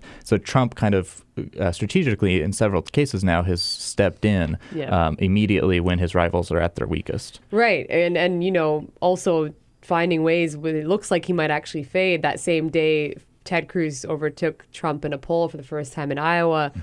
He did that with Ben Carson, too, where when he saw Ben Carson, I think, creeping up, he found like the issue of the moment to just go all out and I think go where other candidates couldn't. And then he also dominates the news cycle once more. So it's a fascinating phenomenon. But, what you said, though, that's also just hard to believe but true, is that voters see him as being the one who can most effectively fight terrorism, although he has not shown himself to be particularly well-versed in foreign policy. He's had a lot of embarrassing interviews and blunders on the debate stage. And, someone like Florida Senator Marco Rubio has been building his candidacy from day one on his foreign policy credentials. Chris Christie has been playing up his, his role, during 9/11 and the response to that. It's helped him in New Hampshire, but no one has been able to sort of, even in this arena, effectively counter the Trump phenomenon. What is it that voters believe makes Donald Trump someone that they would turn to and say, this is a nation in crisis, you would be the best to fight terrorism? Well, you're certainly right in that, who are his foreign policy advisors?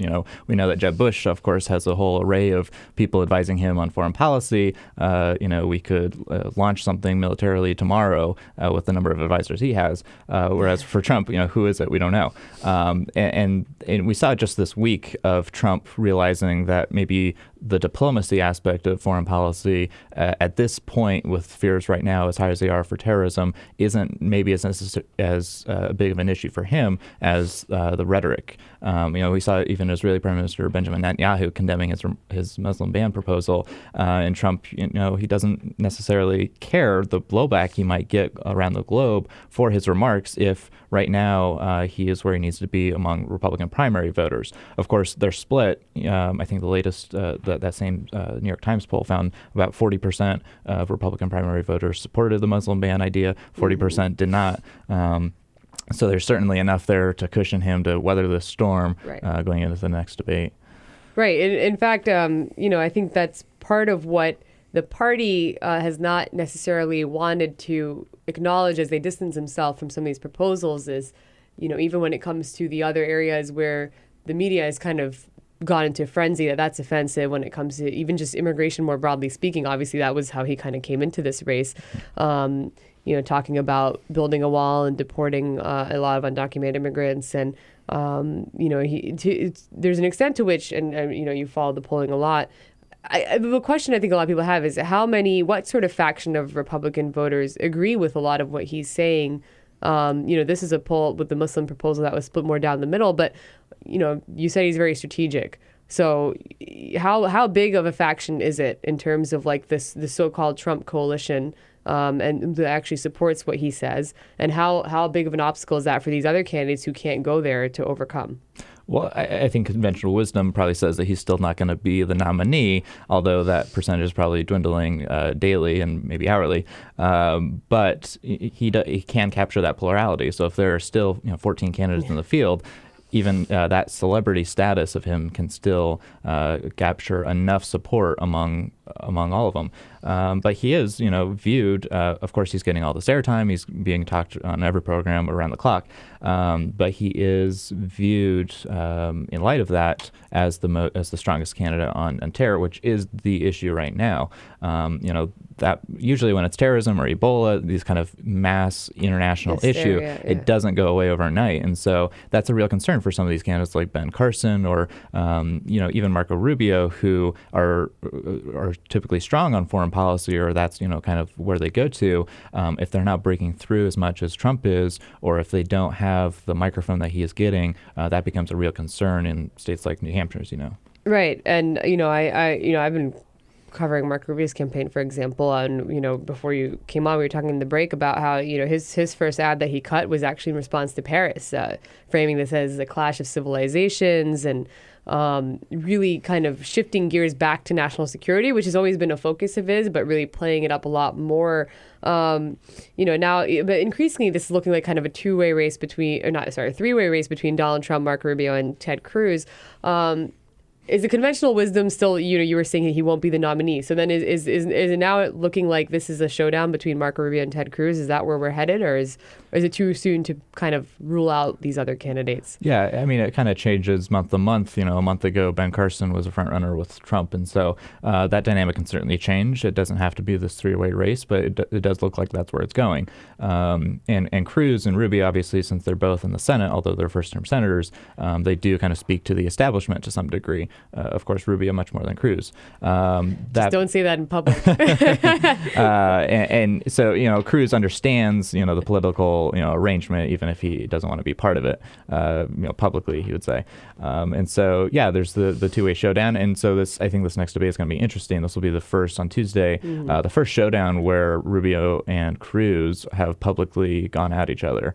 And it's not necessarily a situation where, typically Cruz shies away from any kind of controversy in the debates, and that's, worked to his advantage. But this might be a case where Rubio might try to, blunt his rise in New Hampshire, his rise in Iowa. Even if he can't win in Iowa, Rubio, for instance, he wants to, kind of stop a lot of that energy that's going for Cruz. And Cruz picked up some key endorsements this week, and he does have quite a bit of momentum at this point. Right. Well, let's actually explore that more after the break, because I think that dynamic is playing out in a very fascinating way, really showing you the two kind of different camps of the Republican Party. More with Jesse Burns after this break. Keep on watching The Bill Press Show. We will be back with you shortly. On your radio, on TV, and online. This is The Bill Press Show.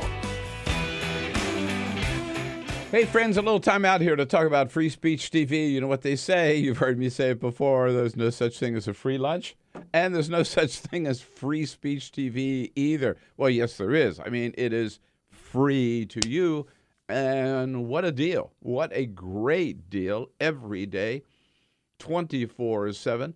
The best progressive programming you can find anywhere, with starting out with our show with Stephanie Miller and Tom Hartman and all the rest, Amy Goodman.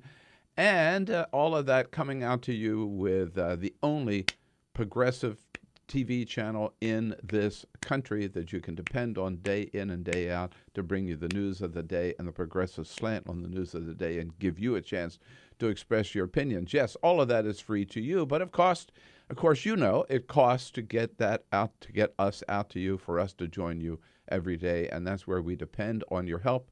And again, ask for your help at this time of the year. I told you before, and it's true, we just could not do it without you. Free Speech TV gets no government money, no corporate money, no Koch brothers money. We don't charge guests to be on the show. We don't charge anybody to be on the show. We just depend entirely on you. You are part of the team, and the important part of the team that keep us together every single day. So once again, at this time of the year, whether it's your Merry Christmas gift or your Happy Hanukkah gift, or just, make a tax-free contribution at the end of the year to lower your taxes kind of gift, whatever your motive, we hope it's just because you love all of us and you love this programming, and when you want to help it keep going. As a little incentive for you to dig in and help us with this December pledge drive, we want to suggest that for $30, you will get a Bill Press Show Eco Journal and pen set. We'll send out to you. For $60, Free Speech TV calendar, pictures of all of your favorite hosts. For $120, 4 Bill Press Show pint glasses.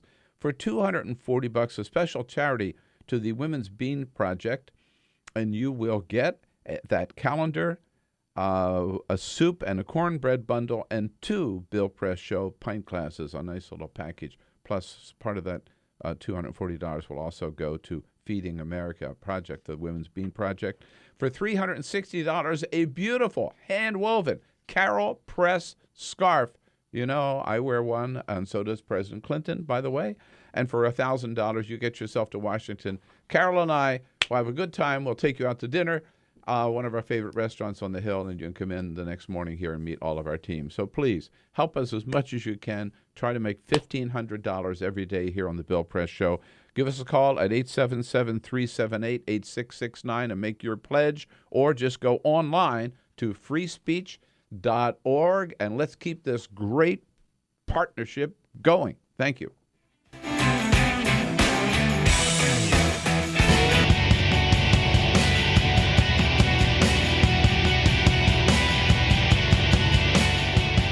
Seen on Free Speech TV and online on TawkrTV. This is The Bill Press Show. Welcome back to The Bill Press Show. Sabrina Siddiqui here, political reporter at The Guardian. And before the break, we were talking to Jesse Burns, staff writer at The Hill, whose work you should follow on Twitter at Jesse Burns to get all the latest not just on 2016, but honestly, even the goings on Capitol Hill, potentially even to do with what I'm looking at now is some of the work he's done. If you want to know about Trump's name temporarily being removed from a Dubai golf course, you're there. You're everywhere. You've got... I like to dabble in a lot. Yeah, sure. But no, I mean, we were talking and you were giving some really wonderful insights before the break about, where this contest is headed, where the Republican primary electorate is as well. Mm-hmm. And I sense that this debate will focus so much more on national security, on terrorism.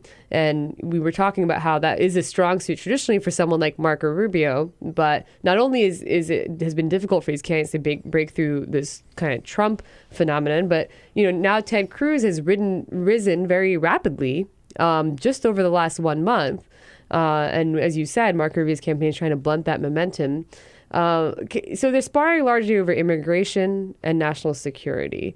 And I think in terms of national security, Marco Rubio's campaign is trying to portray Ted Cruz as weak on that issue. Is that an effect? Are they making that argument effectively? And how are they doing it? Well, it's hard to say one way or the other. I mean, in this cycle, whether any kind of strategy is going to work, right? And so it's hard to say if the strength aspect of it going down that alley is really going to be effective because, Trump is blowing them all out of the water, has kind of changed the narrative around that.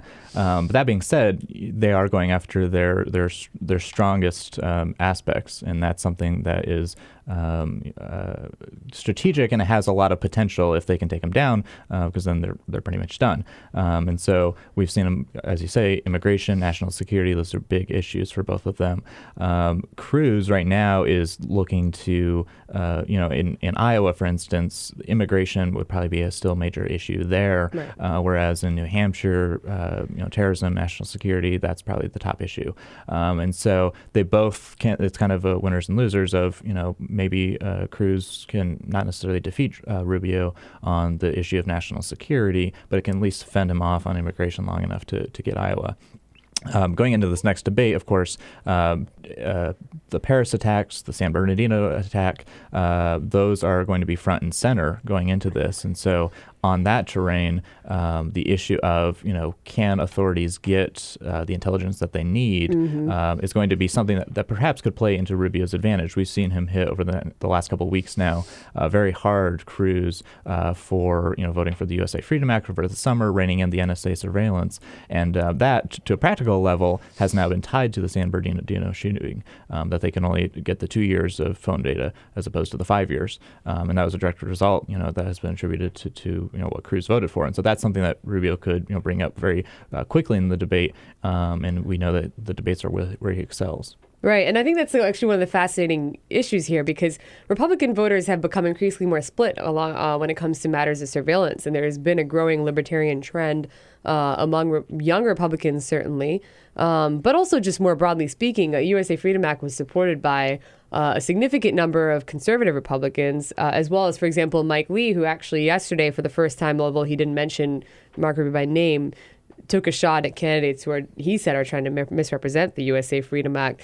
So, is there a risk, though, here for Marco Rubio that, unlike immigration, where there's a lot more skepticism within the base, that, there are a lot of conservatives who supported the USA Freedom Act who felt like there was overreach happening at the NSA, that voters are not quite as rallying around, the issue of surveillance as they are immigration?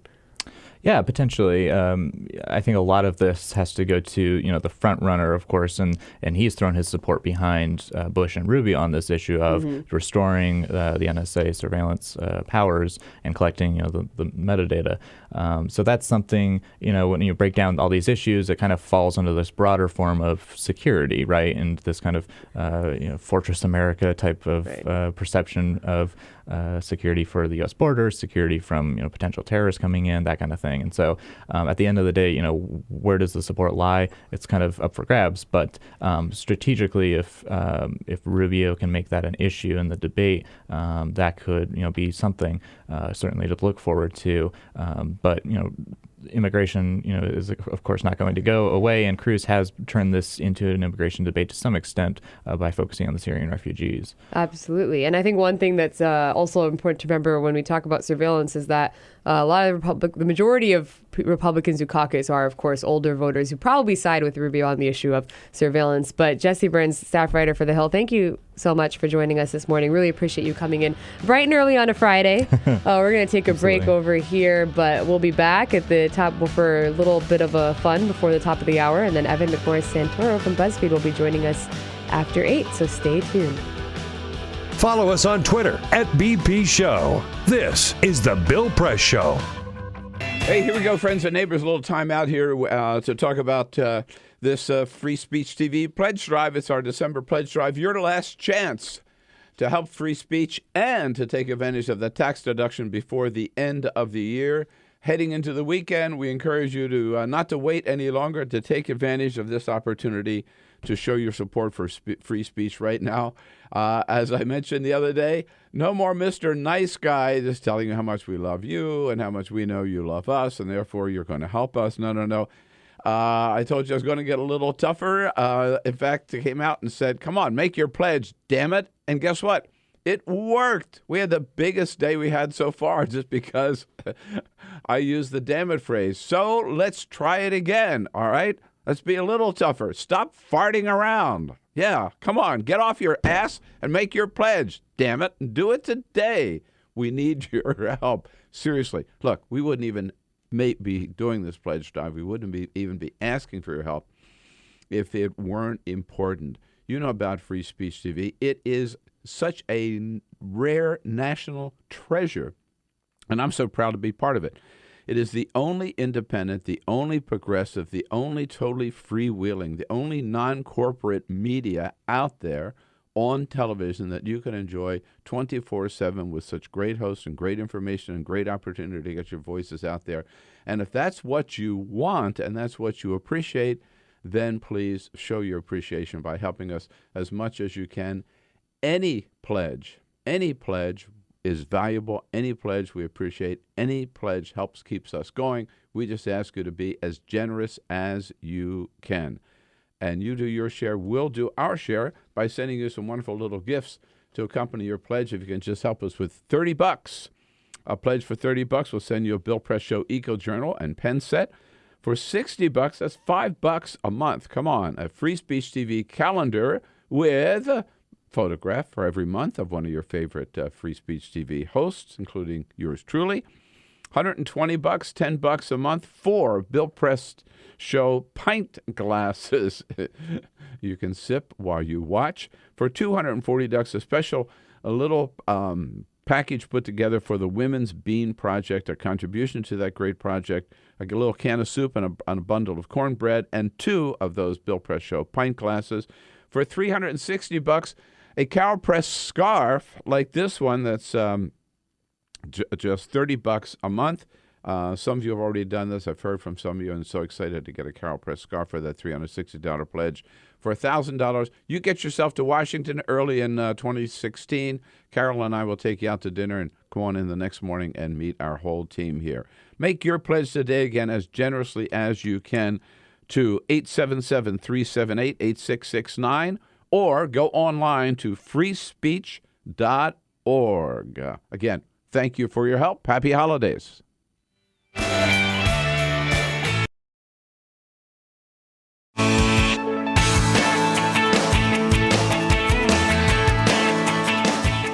This is the Bill Press Show. All right, almost at the top of the hour, and we're going to have my friend Evan McMorris-Santoro, White House reporter for BuzzFeed, joining us shortly, who's also often sitting in this chair, but we haven't actually, Jamie, had like a showdown, Evan and I, in person. No, it needs to happen. Like, this is must see, sort of must see TV, but must listen radio. And, we haven't heard a lot from you guys today, so I do want to kind of take your calls at 866-55-PRESS, 866-557-7377, unless they're all just so sick and tired of Donald Trump. But you could talk about anything you want. I mean, we've gotten a lot of feedback about Donald J. Trump and how much we talk about him on the show, but he's in the news. He's someone that you have to cover. But, we were talking about Marco Rubio, about Ted Cruz, about surveillance, about immigration. There's a lot about police brutality in Chicago. So there's a lot of ground to cover. We're still collecting your favorite stories of the year. You can also tweet us at BP Show and just talk to me. I'm getting a little bit, I have to say, I'm getting a little lonely over here. Oh. Yeah. Peter has left me momentarily, but he might be back. But we're going to take a short break, and I hope to hear from you guys at the other end of it. And of course, like I said, looking forward to having my friend Evan on, so stay tuned. This is the Bill Press Show.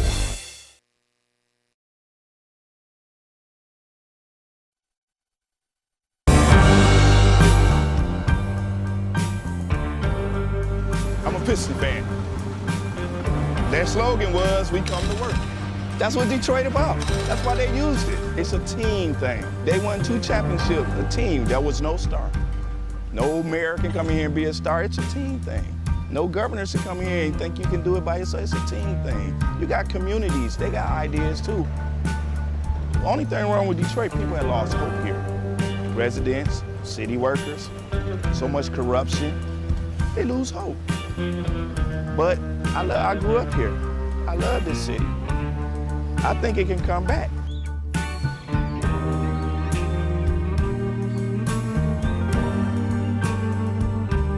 I've been working for the city 24 and a half years. Within the last 10 years, we've took 4 pay cuts, and then an additional 10% wage cut.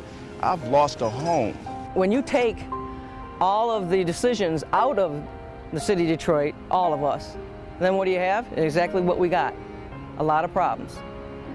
Every time the city seems to fall into a problem, it's always on the backs of us workers. You wake up out of a dead sleep and you jump behind the wheel and take off driving and try to get everybody there safe, not knowing really what you're pulling up to. I'm not eligible for Social Security, so the pension is my sole salary at this point.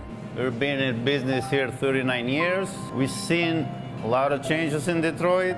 The area was a lot of industry, a lot of city workers. It's getting very tough for the city workers. It's getting tough for us as a business people. Response times are increasing because of the closing of companies, which takes your insurance rate through the roof. So all the things that affect us affect the citizens. I worked for the city in different capacities for 29 years. I feel like an old jacket. You use me up and they throw me away. In my condition, nobody's gonna hire me. I'm 68 years old. Half the times, I can't get my blood pressure medicine. It's either feeding myself blood pressure or paying bills. $754. By the time they take all the deductions for I have my car insurance, my house insurance, and my health insurance taken out. So the time they take all that, I'll get about $300 after they take all that out. I don't understand it. I can't see how the governor's allowing this to happen and what they're doing and they want to blame it all on the seniors. Not only the seniors, but the city workers. And we worked hard. I know I worked hard. I've been in Detroit since 1946. I was 14 years old when I came in. I don't live large at all. I wish I could. I don't know when the last time I've been shopping. I only get $1,100, and I'm 81 years old, and I need every penny that I can get and that I do get. And I'm very, very upset about the idea of them taking away my pensions that I worked 30 years for. I think it's terrible that they talk about Detroit like they do, because Detroit has been very good to me. I have a lot of city workers coming in with their uniforms on, Detroit Water Department, Police Department, Fire Department. I get a lot of people, the Border Patrol come in. So if I lose that customer base, I'm going to be in a position where I might have to close down. If they take away their pensions, if they start cutting jobs, it's going to cut into a large percentage of not only our business, but other businesses that are in the city of Detroit. We're here. We've been here for 26 years. We're still trying to do business in the city. Detroiters are survivors. They tough. They adapt. But only can do so much when your politicians are ahead of you and we're not on the same team. We're not going to let Detroit be erased, bulldozed to where we're going to fight to the bitter end. Detroit going to survive.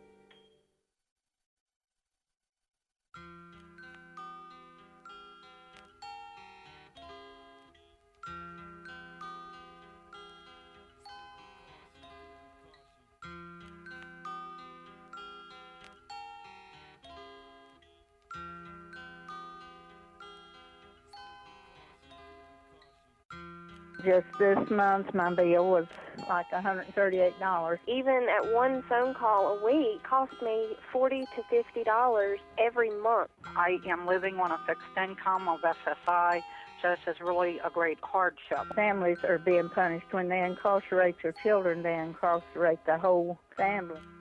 In 2011, the Media Action Grassroots Network, Working Narratives, and Prison Legal News founded the Campaign for Prison Phone Justice, an effort to call on the FCC to address the cost of interstate phone calls. The campaign mobilized prisoners to send hundreds of letters. Advocates and families filled out postcards, met with elected officials, and signed petitions. Partnerships were formed across the political spectrum and with groups in the criminal justice, civil rights, and public interest community. The film distribution company Participant Media and director Ava DuVernay joined the fight through a social action campaign tied to the release of the feature film Middle of Nowhere. In an effort to push the FCC to act, the campaign hosted a historic rally outside of the Federal Communications Commission where for the first time, families of prisoners, elected officials, civil rights and faith leaders came together to call for an end to predatory phone rates. We're all held captive when predatory phone companies gouge our families. My son has been incarcerated now for over 10 years, and my husband estimates that in the time we spent over $25,000 on prison phone calls. My hero's not yours, you probably arrested them. Your schools probably neglected them. They spawn thoughts, you probably infected them. Feed us what you feed us, you can lay us next to them.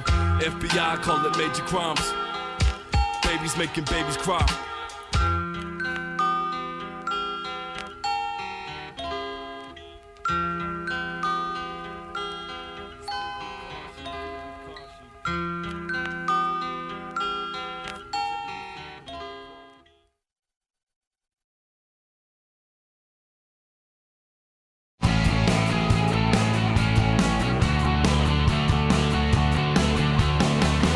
Broadcasting around the nation, on your radio, on your TV, and online. This is The Bill Press Show. Welcome back to The Bill Press Show. Top of the hour, our final hour. Sabrina Siddiqui, political reporter at The Guardian, here with you this Friday morning, filling in for Bill. With Peter Ogburn, who has been in and out a little bit. Got a case of the sniffles. I'm fine. I know. I'm participating with half my voice typing. This is how much he is committed and dedicated to bringing to you guys entertainment on your. I should be home, morning. laying in bed, beginning the weekend early, but no, I'm. Boo-hoo. Instead, he is dying. I would rather be here than anywhere else. Right. Well, I'd rather be here than anywhere else, at least on this morning, especially when people like Jamie Benson are running the board. Because, thank you. Good morning. I feel like now we've got this thing where you're just my new favorite. Or, yeah, favorite frenemy. But you're her new favorite because she just learned your name. All this time. Ray Rogers is screening your calls. I'm going to ignore Peter. But Cyprian Bolding, of course, video operator, who is also much more preferred to me than Peter is. I'm at the bottom of the list. You're at the bottom of the list. That's fair. Yeah. I earned that. Yeah, it's like you've got like Jamie and Ray and Cyprian up here, and then you've got like way Peter down like there. somewhere like not even in the building, but way down in the head. That's fine. My friend Evan McMorris Santori is going to join us over the phone, and we're going to talk to him about, most importantly, why is he not here right now? But first, this is Full Court Press already. Okay, all right. So let's go to Australia. Right, there is a. Let's go. There's a school county there, right? Brunswick Northwest Primary, and they have been. They take a little bit of heat because they call for tolerance for people who don't vaccinate their children. Right? They believe that you shouldn't have to vaccinate your children if you want to go to school. Right?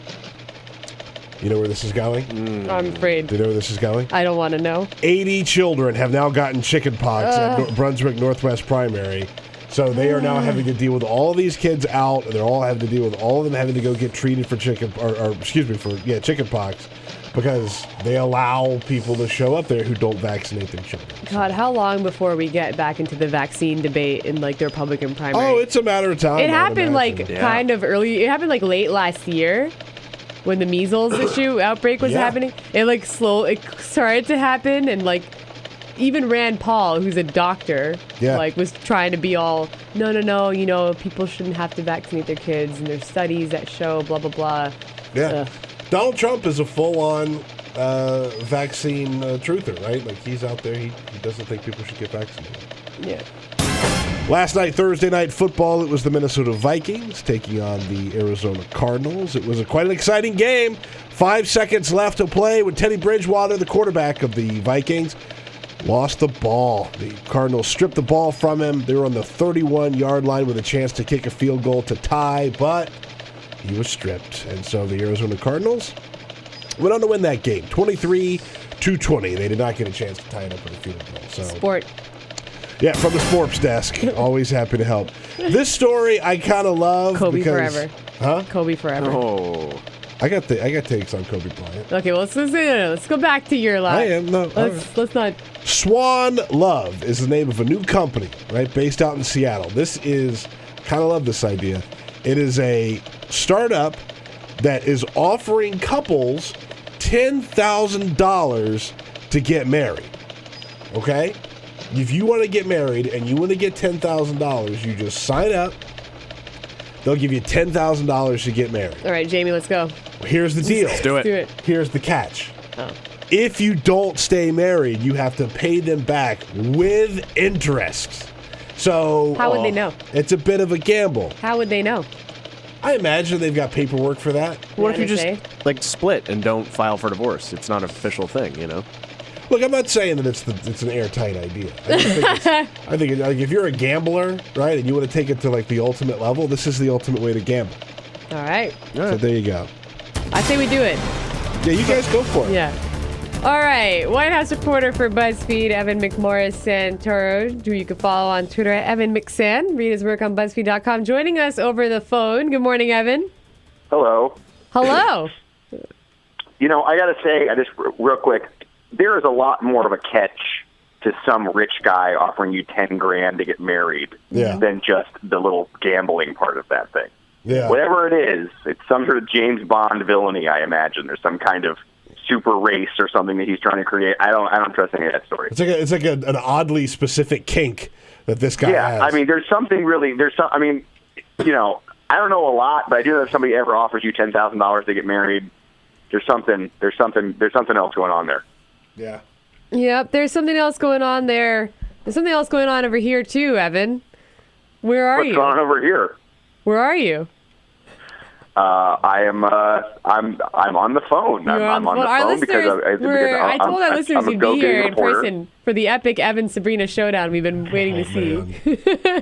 Yeah, I was going to be there, but I overslept entirely, and so I'm here in my apartment actually, where I'm preparing for another day of BuzzFeed news reporting. Once I get myself up and I'm all coffeed and all, and I'll be tweeting furiously throughout the day and making up for lost time, I guess. I apologize to everybody. It's I did want to come in. It's always fun to be in there, especially with you hosting. But yeah, I don't know. You competed against an extra 30 minutes of sleep and you lost. People were hoping to see your beautiful face, but it's okay. It's okay.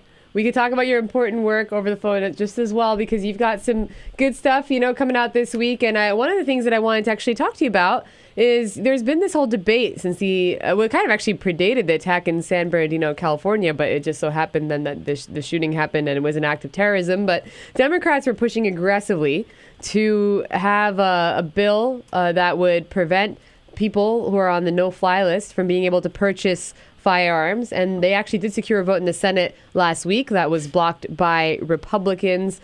And Connecticut Governor Dan Malloy, of course, who oversaw the shooting at Sandy Hook Elementary School in Newtown, he signed it through executive order, you reported yesterday. And you reported that he actually fended off concerns among liberals. Can you talk to us about what those concerns were and whether this is something that would hold up in court?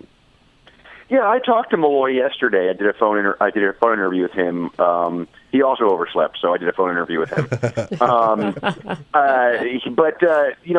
He's a very interesting figure because beyond, as you say, being the governor of Connecticut and having to be the governor during Newtown and overseeing all this stuff that happened there, and actually kind of redefining gun politics. Actually, he leaned way out over gun regulations before he was reelected, and there was a big thought. The NRA spent millions of dollars against him, and there was a big thought that he was going to prove the right wing's theory that you can't take on the gun lobby and win, and he did. So he's a very interesting figure in terms of come to Democrats in gun politics. He's also the chair of the DGA, the Democratic Governors Association, and a huge sort of progressive firebrand kind of attack dog type politician. He loves a rhetorical battle with Republicans.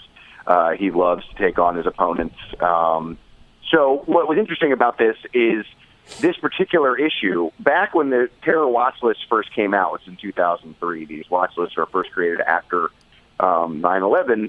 Progressives at the time were, by and large, very upset about these watch lists. They were they're kind of the high watermark of the Bush administration post 9/11 kind of the view at the time being sort of like paranoia-based legislating. They sort of made these lists, and you didn't know how you got on them. You didn't know how you got off of them. The early reports of these lists, the numbers immediately swelled. These unbelievably large numbers of people who were on terror watch lists for various reasons, and some of them were didn't fit any sort of profiles at all. And people didn't know how they were on them. The government wouldn't say anything about it.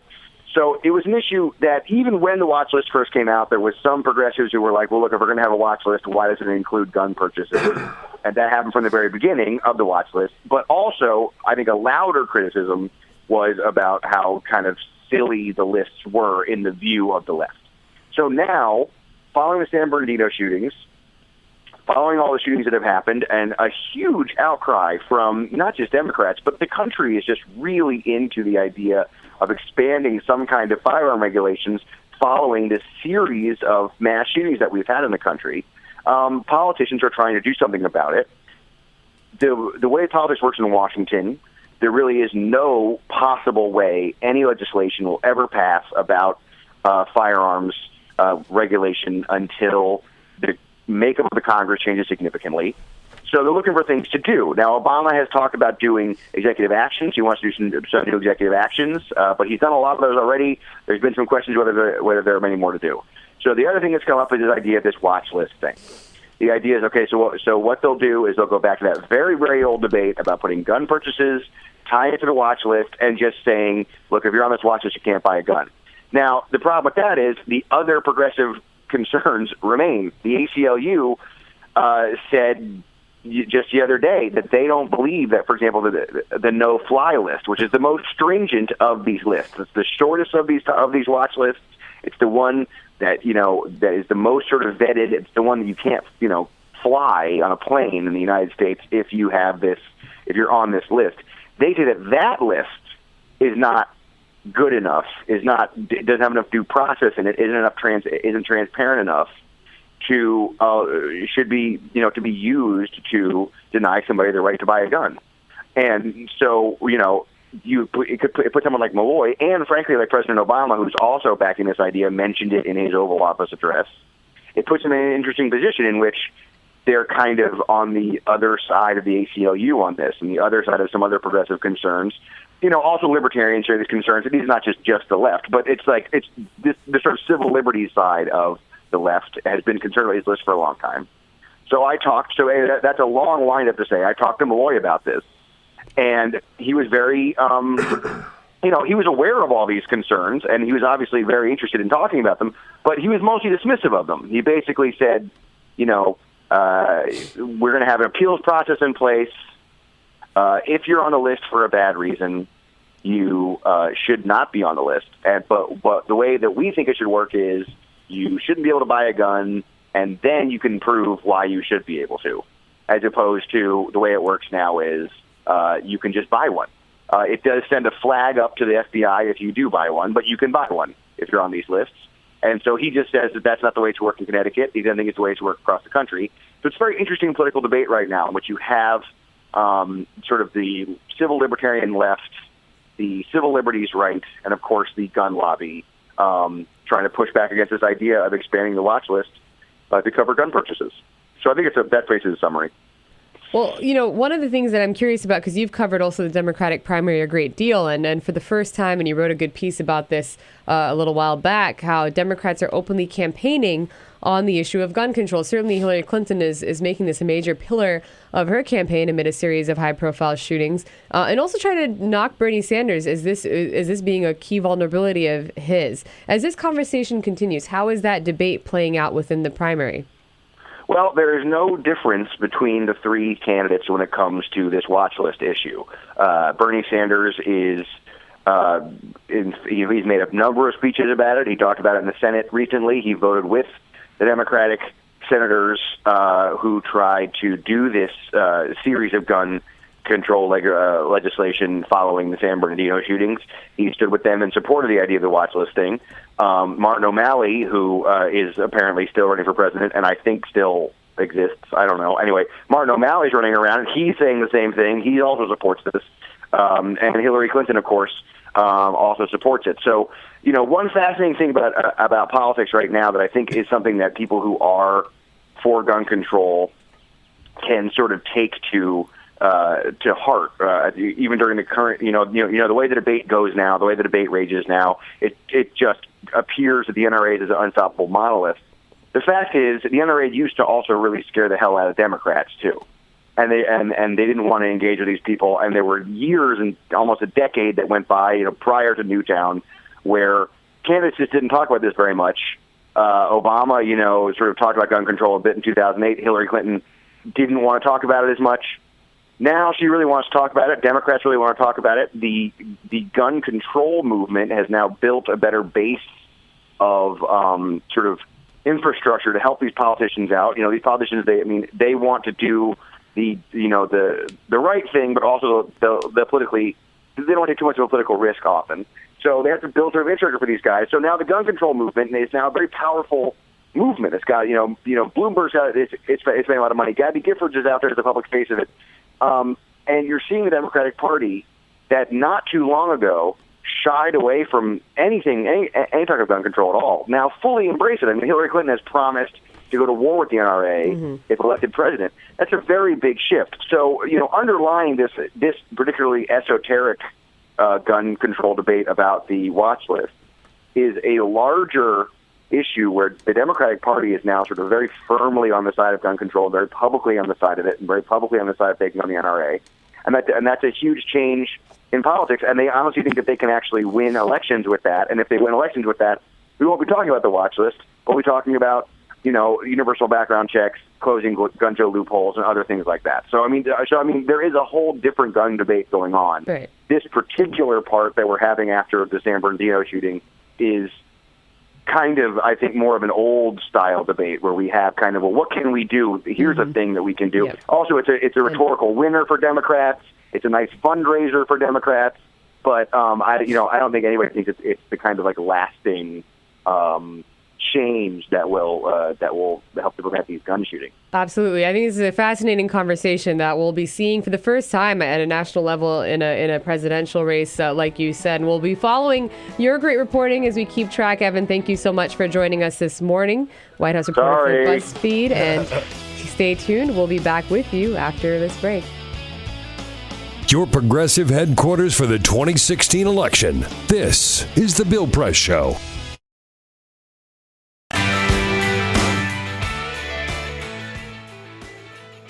Okay, friends and neighbors, here we go. Second week of our December pledge drive for Free Speech TV, and we really, really, really need your help. We got a lot on our plate these days. December's a very busy time. You heard the president the other night. The president says we have to do everything we can to degrade and destroy ISIS. That's one big challenge. We've got to do everything we can to make guns not so easily accessible in this country. That's another big challenge. We've got to get all of our holiday shopping done. Oh, my God. And we've got to save Free Speech TV. That's another big challenge for December. That's why we're turning to you.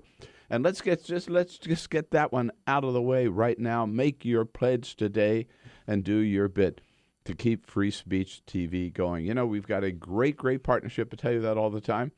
I love being part of it. We, Stephanie and Tom and I and Amy Goodman, everybody else, we bring you all the best programming, the best guests, the best commentary that we can every single day. And you help us stay on the air by making your pledges whenever we turn to you as generously as you can and keep that. So let's keep that great partnership going. The only full-time progressive television channel in the nation today, the only free, independent, freewheeling, totally uncensored programming coming to you every day. We know you appreciate that, but we couldn't do it without you. No corporate money, no government money. You are the blood and soul of Free Speech TV. So we ask you again to dig in as generously as you can. Every single pledge, no matter how large, no matter how small, is deeply appreciated by all of us. I'll give you some idea of what you might think about for $30. Pledge of $30, we'll send you a Bill Press Show Eco Journal and a pen set. For $60, that pledge, $5 a month, a Free Speech TV calendar with pictures of all your favorite hosts on it. For $120 pledge, $10 a month, 4 Bill Press Show pint glasses. For $240, $20 a month, a great little package supporting the Women's Bean Project, which includes a contribution to them, plus a can of soup, a bundle of cornbread for you, and 2 of those Bill Press Show pint glasses. $30 a month pledge, $360, a beautiful hand-woven, one-of-a-kind Carol Press scarf for this winter. And for $1,000, if you can afford that, get yourself to Washington. Carol and I will take you out to dinner, and we'll bring you in the next morning to meet the whole show here. We'll even get some donuts in from District Donuts and have a big party. Make your pledge today. Please go to 877-378-8669 or just go online to freespeech.org. Free Speech TV, great partnership. Let's keep it going. Make your pledge today, and thank you.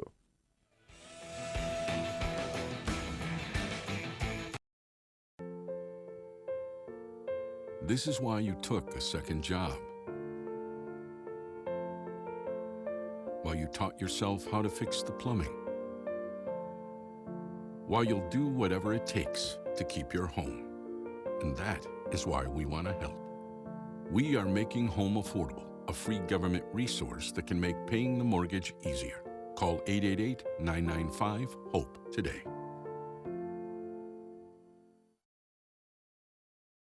The average text takes your eyes off the road for nearly 5 seconds. At highway speeds, that's enough time to travel the length of a football field. Stop the texts, stop the wrecks.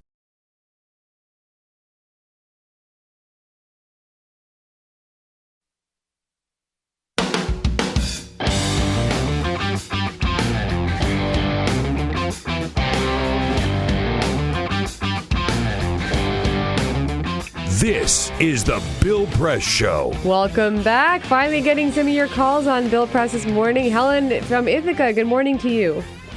Good morning to you. Good morning to everyone there. I'd like to say in advance, happy birthday to Peter. Hey, girl.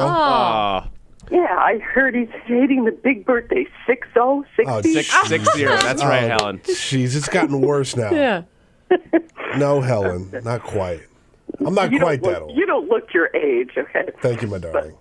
Well, what I wanted to say is we've got this 5-day delay now on getting the budget through, and it's because Democrats are against a couple major points of contention. The Republicans are for them.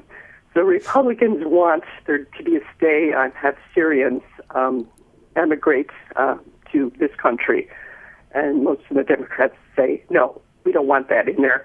And the other thing is Republicans want a ban on gun violence research. I mean, if there's anything this country needs, if there's anyone who isn't there, like in a coma, anywhere on the face of this planet, they know that this country has a big problem with gun violence.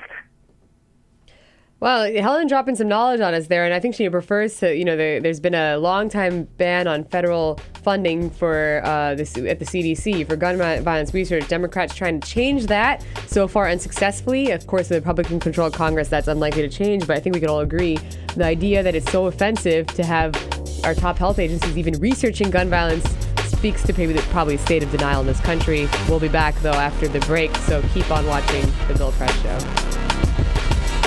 This is The Bill Press Show.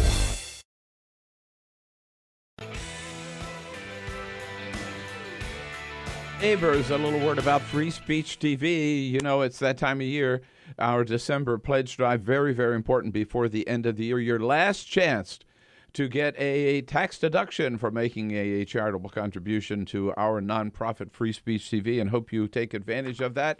Come on, how much do you love us? Show me today. Let's make that $1,500 goal that we've got today. At least 15 of you with a pledge of $100 will put us over the top. And I got to tell you, we've been doing this now a couple of years now. It's the same with every pledge drive. I always start out really nice, we love you, you love us, show us how much you love us, give us a contribution, help keep Free Speech TV on the air. And you know what? It never works. Same thing, we're off to a slow start again. It seems like the only way that we can get you guys to respond is to get a little testy here. I mean, come on, people, damn it. Show us how much you love us. Look, remember, Free Speech TV is built on this whole principle. It's something never seen before in the American media, okay?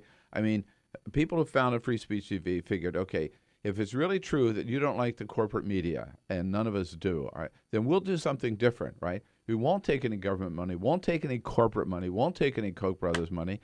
And if you really like that, you will respond by digging in and keeping free speech on the air. So this is something, again, totally new, totally independent, and that's why we can be as progressive as we are 24/7, all of us on Free Speech TV.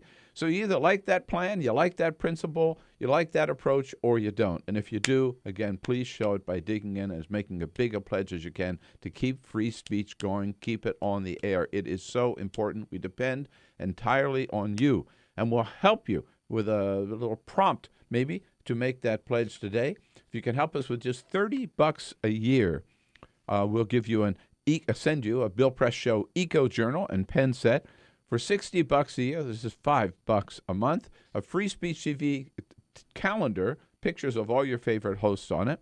$120 pledge, $10 a month. A Bill Press Show, 4 Bill Press Show pint glasses. For $240, something very special, a little bundle put together by the Women's Bean Project, including a contribution to the Bean Project, can of soup and a little bundle of cornbread, and 2 of those Bill Press Show pint glasses. For $360, a great, great gift for yourself or someone you love, a hand-woven scarf by my wife, Carol Press. And again, for $1,000, the big prize, you get yourself to Washington, you and a guest, Carol and I will take you out to dinner at our treat, and we'll bring you into studio to meet the whole team the next morning. Please help as much as you can. We really, really need it. And do it today.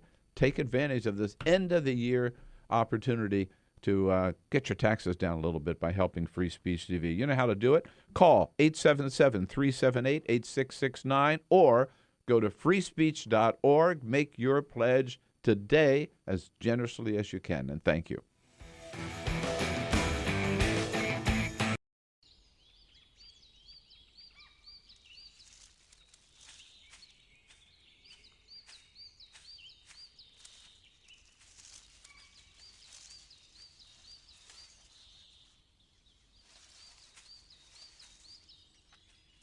At Earth Justice, we defend the environment in the courtroom. Join our fight. When you take a seat, you take a stand. Earth Justice, because the Earth needs a good lawyer.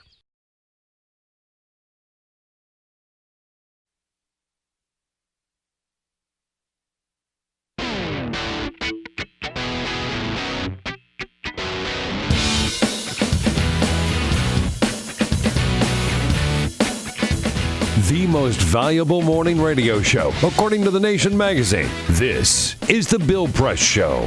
Welcome back to The Bill Press Show. Sabrina Siddiqui here, political reporter at The Guardian, filling in for Bill on this Friday. And saving the best guests for last is what I like to do, especially when they're my friends, as is politics reporter for Mother Jones, Pema Levy, who's joining us now in studio. Hello, Pema. Hey, thanks for having me. Yes, thanks for coming here a whole, 12 hours after we had dinner at my place. Sabrina makes really good meatballs. Just putting that out there. They were really good. I'm on a break from the campaign trail, so I was cooking for a couple of my friends. And I saw the picture last night. It looked good. Jamie saw the picture. Yeah, it's out there. But yeah, I like to try to cook a little when I'm on a break from the campaign trail.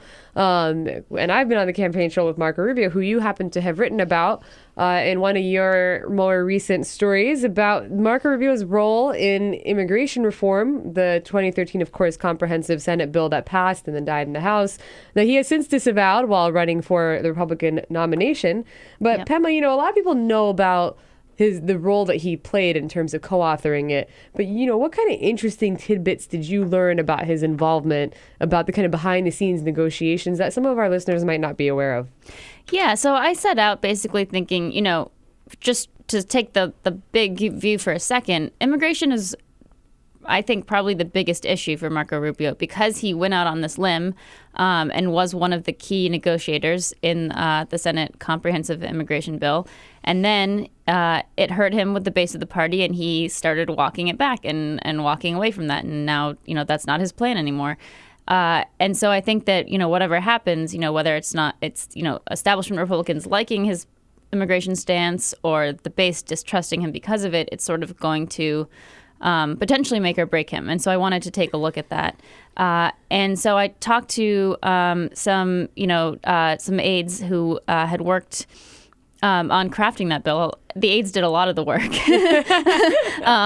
and sort of talked to talk about what Rubio's role was. And I sort of went in just saying, tell me what was interesting, tell me where he was coming from on this. And what was interesting, what I focused on, there's a lot of stuff in this really big bill that I think is really interesting. But what I focused on was the pathway to citizenship, because that's so contentious with the base of the Republican Party right now. And what I found was that Rubio was not a hardliner on a pathway to citizenship for undocumented immigrants. What he was much more concerned about... Don't say that now, though, in public. Right. I don't think his campaign probably loved that. But, it's not... But he, and I'm sure his campaign really doesn't want me to say this, but his concern about the pathway to citizenship, according to the people I talked to, was much more about optics. It wasn't sort of like, these people broke the law and I want to crack down on them. It was more like, look, I want to give them a pathway too. Just help me sell it to my party. That is not a special pathway, which of course people who really know the bill say it is. But he was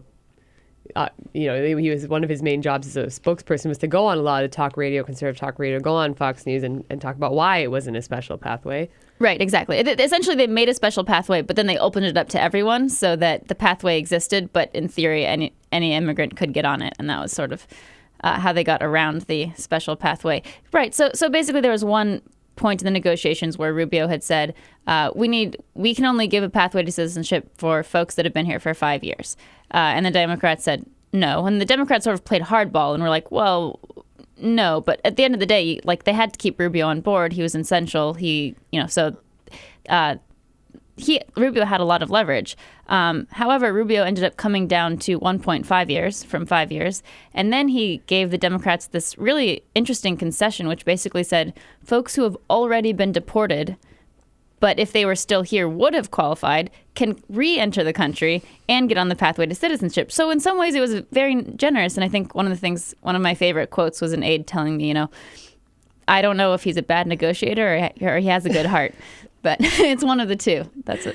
Well, I'm sure if you ask him, he would say the latter, certainly. And, it's something that I think is fascinating because he actually, he does still maintain. Now, obviously, there have been stories, I've done one myself, looking at his new piecemeal approach, the step-by-step process, and whether that actually does create a pathway, because right now it's missing the kind of specifics, the metrics that would actually enforce a pathway other than just leave it to maybe Republicans who would presumably still control Congress under his presidency will change their mind, which is not really the case. That if you ask most immigration advocates, that the fear is that let's say they secure the border, they could just stop right there, and then it'll be really hard to convince them to give work permits. It'll be really hard to obviously then get them to citizenship. But he still says, even when pressed on Hannity and in conservative forums, that he supports citizenship on principle, that he's personally open to green cards. So I do think he's trying to at least not have to back off of that, because I think it's fair to say that if he did, I don't want to say that someone's general viability is over. That might be overstating it. But it would be incredibly hard, I think, to walk back that support. I think that's part of why you chose this I definitely particular think it would be, and piece. Yeah, and your reporting on Rubio's stance on this was definitely helpful to me, and also I think it's important for reporters to write about this, because Rubio has a really interesting position, which is that on the one hand he supports a pathway to citizenship, and on the other hand he has a policy that makes it pretty much untenable.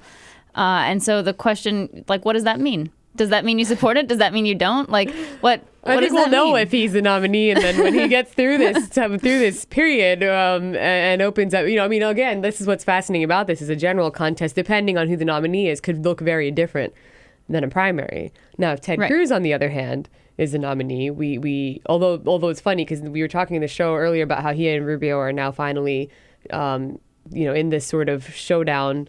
And Ted Cruz has, interestingly enough, been put on the defensive on immigration by Marco Rubio.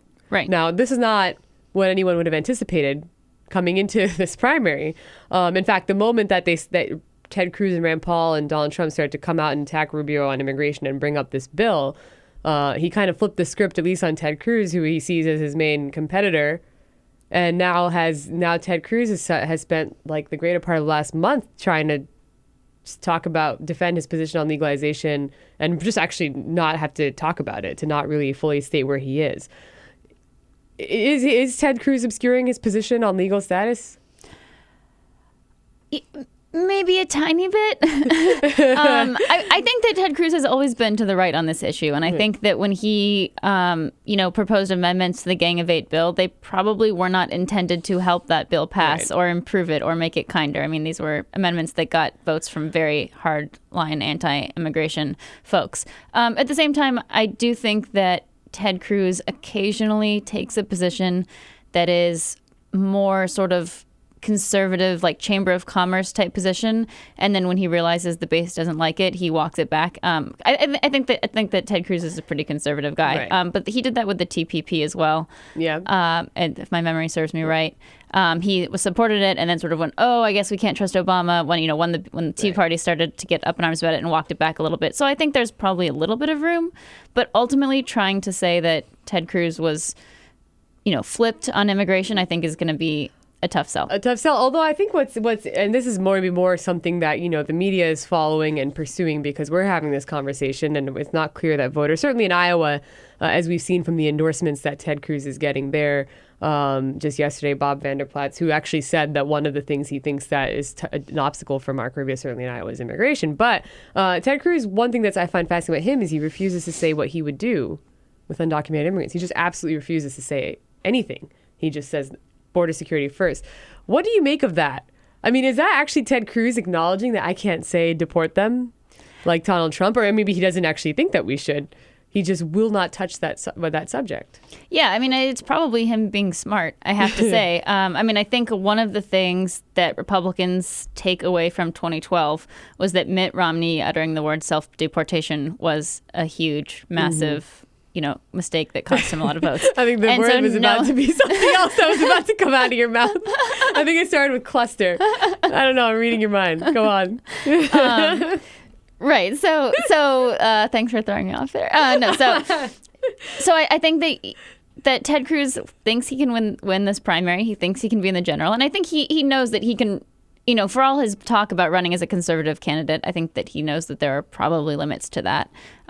So I think that's probably him not taking that position, is not wanting to go as far as Romney did in that one debate, but also, I think he even in general would have a conservative position on immigration. I don't think that if Cruz is the nominee, he'll turn around and say, pathway to citizenship now, comprehensive immigration tomorrow, I would be surprised. Yeah. Legal status, on the other hand, is the tough one. But, I think that we just don't know because the majority of the Republican Party is still more supportive of legalization, and it's citizenship. Like, that's, again, why you pursued this story with Rubio, where suddenly it really splits. It doesn't even split the party. The majority of Republicans actually do not, primary voters, do not support citizenship for the undocumented. Polling has shown that. But I want to get into this a little bit more, after kind of taking a break, because I think there's plenty of fascinating stuff happening in this primary right now. And I think especially with Ted Cruz, there's actually something I want to talk about this question of whether or not the party needs to broaden its appeal, because he thinks they do not. Yeah. And I think that's a fascinating approach that he's taken. So more with Pema Levy. Now look what's happened. Pema, this is a conversation I will have with us after, because Pema and I were talking about how to say her last name last night. So there's a backstory here that I'll share with you guys after the break. Stay tuned to The Bill Press Show. Connect with The Bill Press Show on Twitter. Follow us at BP Show and tweet using the hashtag WatchingBP. This is The Bill Press Show. Hey, friends, a little time out here to talk about Free Speech TV. You know what they say. You've heard me say it before. There's no such thing as a free lunch. And there's no such thing as Free Speech TV either. Well, yes, there is. I mean, it is free to you. And what a deal. What a great deal every day. 24/7, the best progressive programming you can find anywhere, with starting out with our show with Stephanie Miller and Tom Hartman and all the rest, Amy Goodman, and all of that coming out to you with the only progressive TV channel in this country that you can depend on day in and day out to bring you the news of the day and the progressive slant on the news of the day and give you a chance to express your opinions. Yes, all of that is free to you, but of course, it costs to get that out, to get us out to you, for us to join you every day, and that's where we depend on your help. And again, ask for your help at this time of the year. I told you before, and it's true, we just could not do it without you. Free Speech TV gets no government money, no corporate money, no Koch brothers money.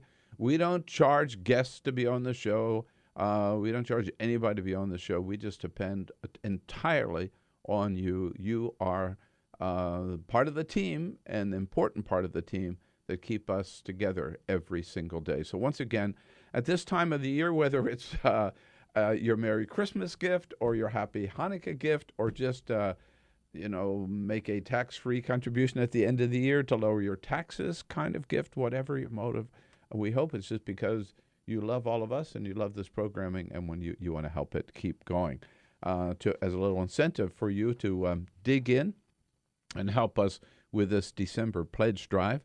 We want to suggest that for $30, you will get a Bill Press Show Eco Journal and pen set. We'll send out to you. For $60, Free Speech TV calendar, pictures of all of your favorite hosts. For $120, 4 Bill Press Show pint glasses. For $240, a special charity to the Women's Bean Project, and you will get that calendar, a soup and a cornbread bundle, and 2 Bill Press Show pint glasses, a nice little package. Plus, part of that $240 will also go to Feeding America Project, the Women's Bean Project. For $360, a beautiful hand-woven Carol Press scarf. You know, I wear one, and so does President Clinton, by the way. And for $1,000, you get yourself to Washington. Carol and I will have a good time. We'll take you out to dinner, one of our favorite restaurants on the Hill, and you can come in the next morning here and meet all of our team. So please, help us as much as you can. Try to make $1,500 every day here on the Bill Press Show. Give us a call at 877-378-8669 and make your pledge, or just go online to freespeech.org, and let's keep this great partnership going. Thank you.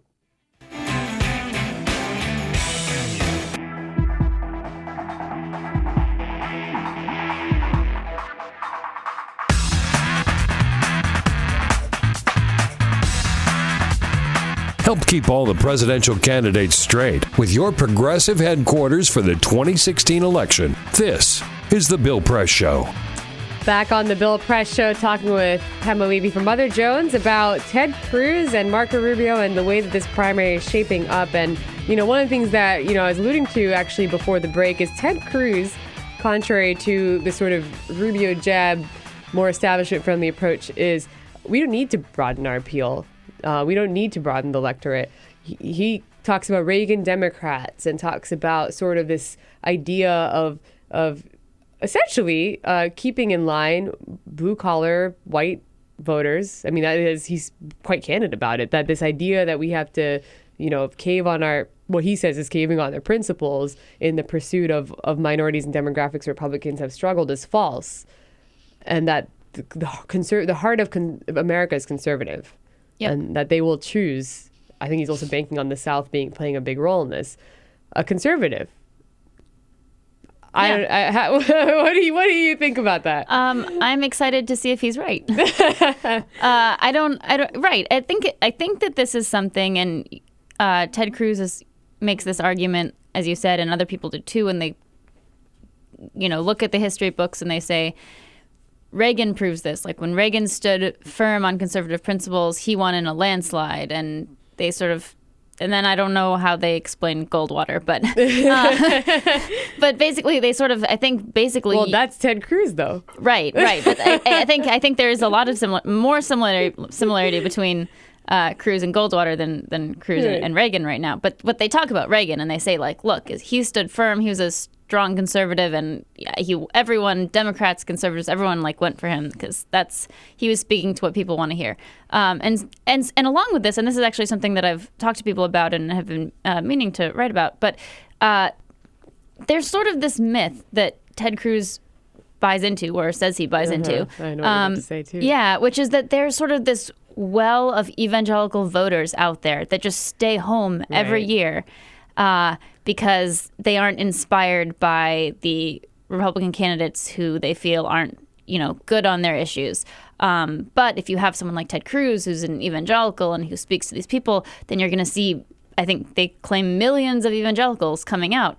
And I'm excited to see this put to the test. I don't know where the proof of that is. So that's interesting because actually there was a piece in commentary yesterday, kind of like the comforting fictions of Ted Cruz's message strategy campaign by Noah Rothman, who's a conservative writer. And he writes about this too, how that's been disproven time and time again. That's why I called it a comforting fiction that, people who wanted to explain away Mitt Romney's loss went the same route. Like, there were these people who didn't come out, and they said it about John McCain.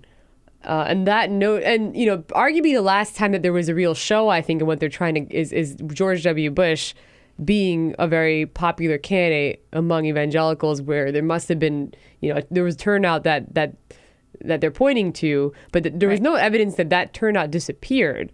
And also, arguably also, as we talk about this, the demographics have changed so dramatically in America, where even if you shifting away from this idea that evangelicals are sitting home, the majority of the country, you're looking at a very different face of this country. So to say that, you can win without Latino voters, you can win without African American voters, you can win without Asian American voters, you can win, without all these groups of people, I don't think that's accurate. And if voters want to put that to the test, I think they're going to have a tough time taking back the White House. I agree. But I also think that on the one hand, it's, that's something that Ted Cruz can tell his donors and his supporters, and that makes them feel good about giving him money because they think, he can win.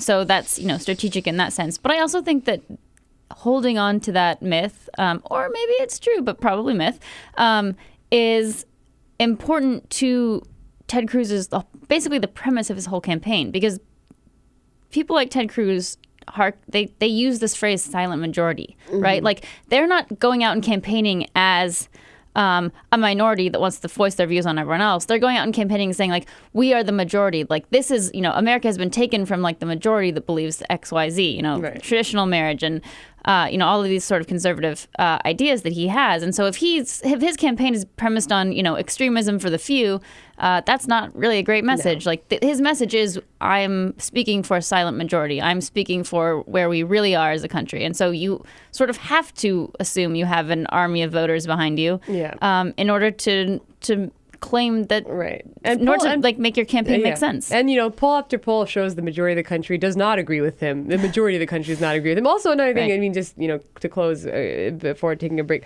is that while evangelical voters, obviously, sure, they would coalesce around someone like Ted Cruz, but if we're just talking about conservative Democrats or independents who he believes could be persuaded, the Clintons in general are very popular in the South. So you're not talking about Barack Obama, or you're not talking about, maybe if it had been another candidate, maybe if it had been Martin O'Malley or someone else. You're talking about people who have a long established stronghold in the South, which is the Clintons. So I don't even know if, if he's facing off against Hillary Clinton, if it were this test that he's trying to put in terms of Reagan Democrats and conservative Democrats and independents would even work against her. But Pamela Levy, great to have you on the show this morning. Thank you so much for joining us early on a Friday. Great to be Follow here. her work on Twitter at Pamela Levy and at motherjones.com, and we'll be back to close out the show after this break. Hey, friends, a little time out here to talk about Free Speech TV. You know what they say. You've heard me say it before. There's no such thing as a free lunch. And there's no such thing as Free Speech TV either. Well, yes, there is. I mean, it is free to you. And what a deal. What a great deal every day, 24/7. The best progressive programming you can find anywhere, starting out with our show with Stephanie Miller and Tom Hartman and all the rest, Amy Goodman. And all of that coming out to you with the only progressive TV channel in this country that you can depend on day in and day out to bring you the news of the day and the progressive slant on the news of the day and give you a chance to express your opinions. Yes, all of that is free to you, but of course, it costs to get that out, to get us out to you, for us to join you every day, and that's where we depend on your help. And again, ask for your help at this time of the year. I told you before, and it's true, we just could not do it without you. Free Speech TV gets no government money, no corporate money, no Koch brothers money. We don't charge guests to be on the show. We don't charge anybody to be on the show. We just depend entirely on you. You are part of the team, and the important part of the team that keep us together every single day. So once again, at this time of the year, whether it's your Merry Christmas gift or your Happy Hanukkah gift, or just, make a tax-free contribution at the end of the year to lower your taxes kind of gift, whatever your motive, we hope it's just because you love all of us and you love this programming, and when you want to help it keep going. As a little incentive for you to dig in and help us with this December pledge drive, we want to suggest that for $30, you will get a Bill Press Show Eco Journal and pen set. We'll send out to you. For $60, Free Speech TV calendar, pictures of all of your favorite hosts. For $120, 4 Bill Press Show pint glasses. For $240, a special charity to the Women's Bean Project, and you will get that calendar, a soup and a cornbread bundle, and 2 Bill Press Show pint glasses, a nice little package. Plus, part of that $240 will also go to Feeding America Project, the Women's Bean Project. For $360, a beautiful hand-woven Carol Press scarf. I wear one, and so does President Clinton, by the way. And for $1,000, you get yourself to Washington. Carol and I will have a good time. We'll take you out to dinner. One of our favorite restaurants on the Hill, and you can come in the next morning here and meet all of our team. So please, help us as much as you can. Try to make $1,500 every day here on the Bill Press Show.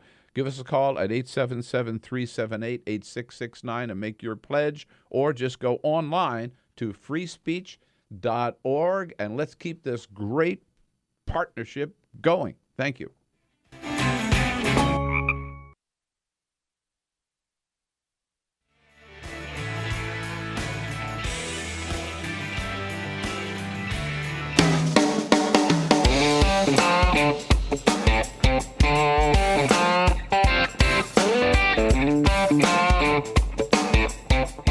This is the Bill Press Show. Well, here we are, end of the show. Another Friday. Another opportunity for me to sit in this chair. Nice job. Thank you. As always. Well, today I had some trouble with my names. I wasn't going to bring it up. I mean, Jamie was just saying that I should issue a formal apology for calling him Jesse, but I think by saying that, he kind of embraced it even more. I told Jesse Burns, who was in this morning, that I have Jesse nothing... It's Burns, right? Is it Burns?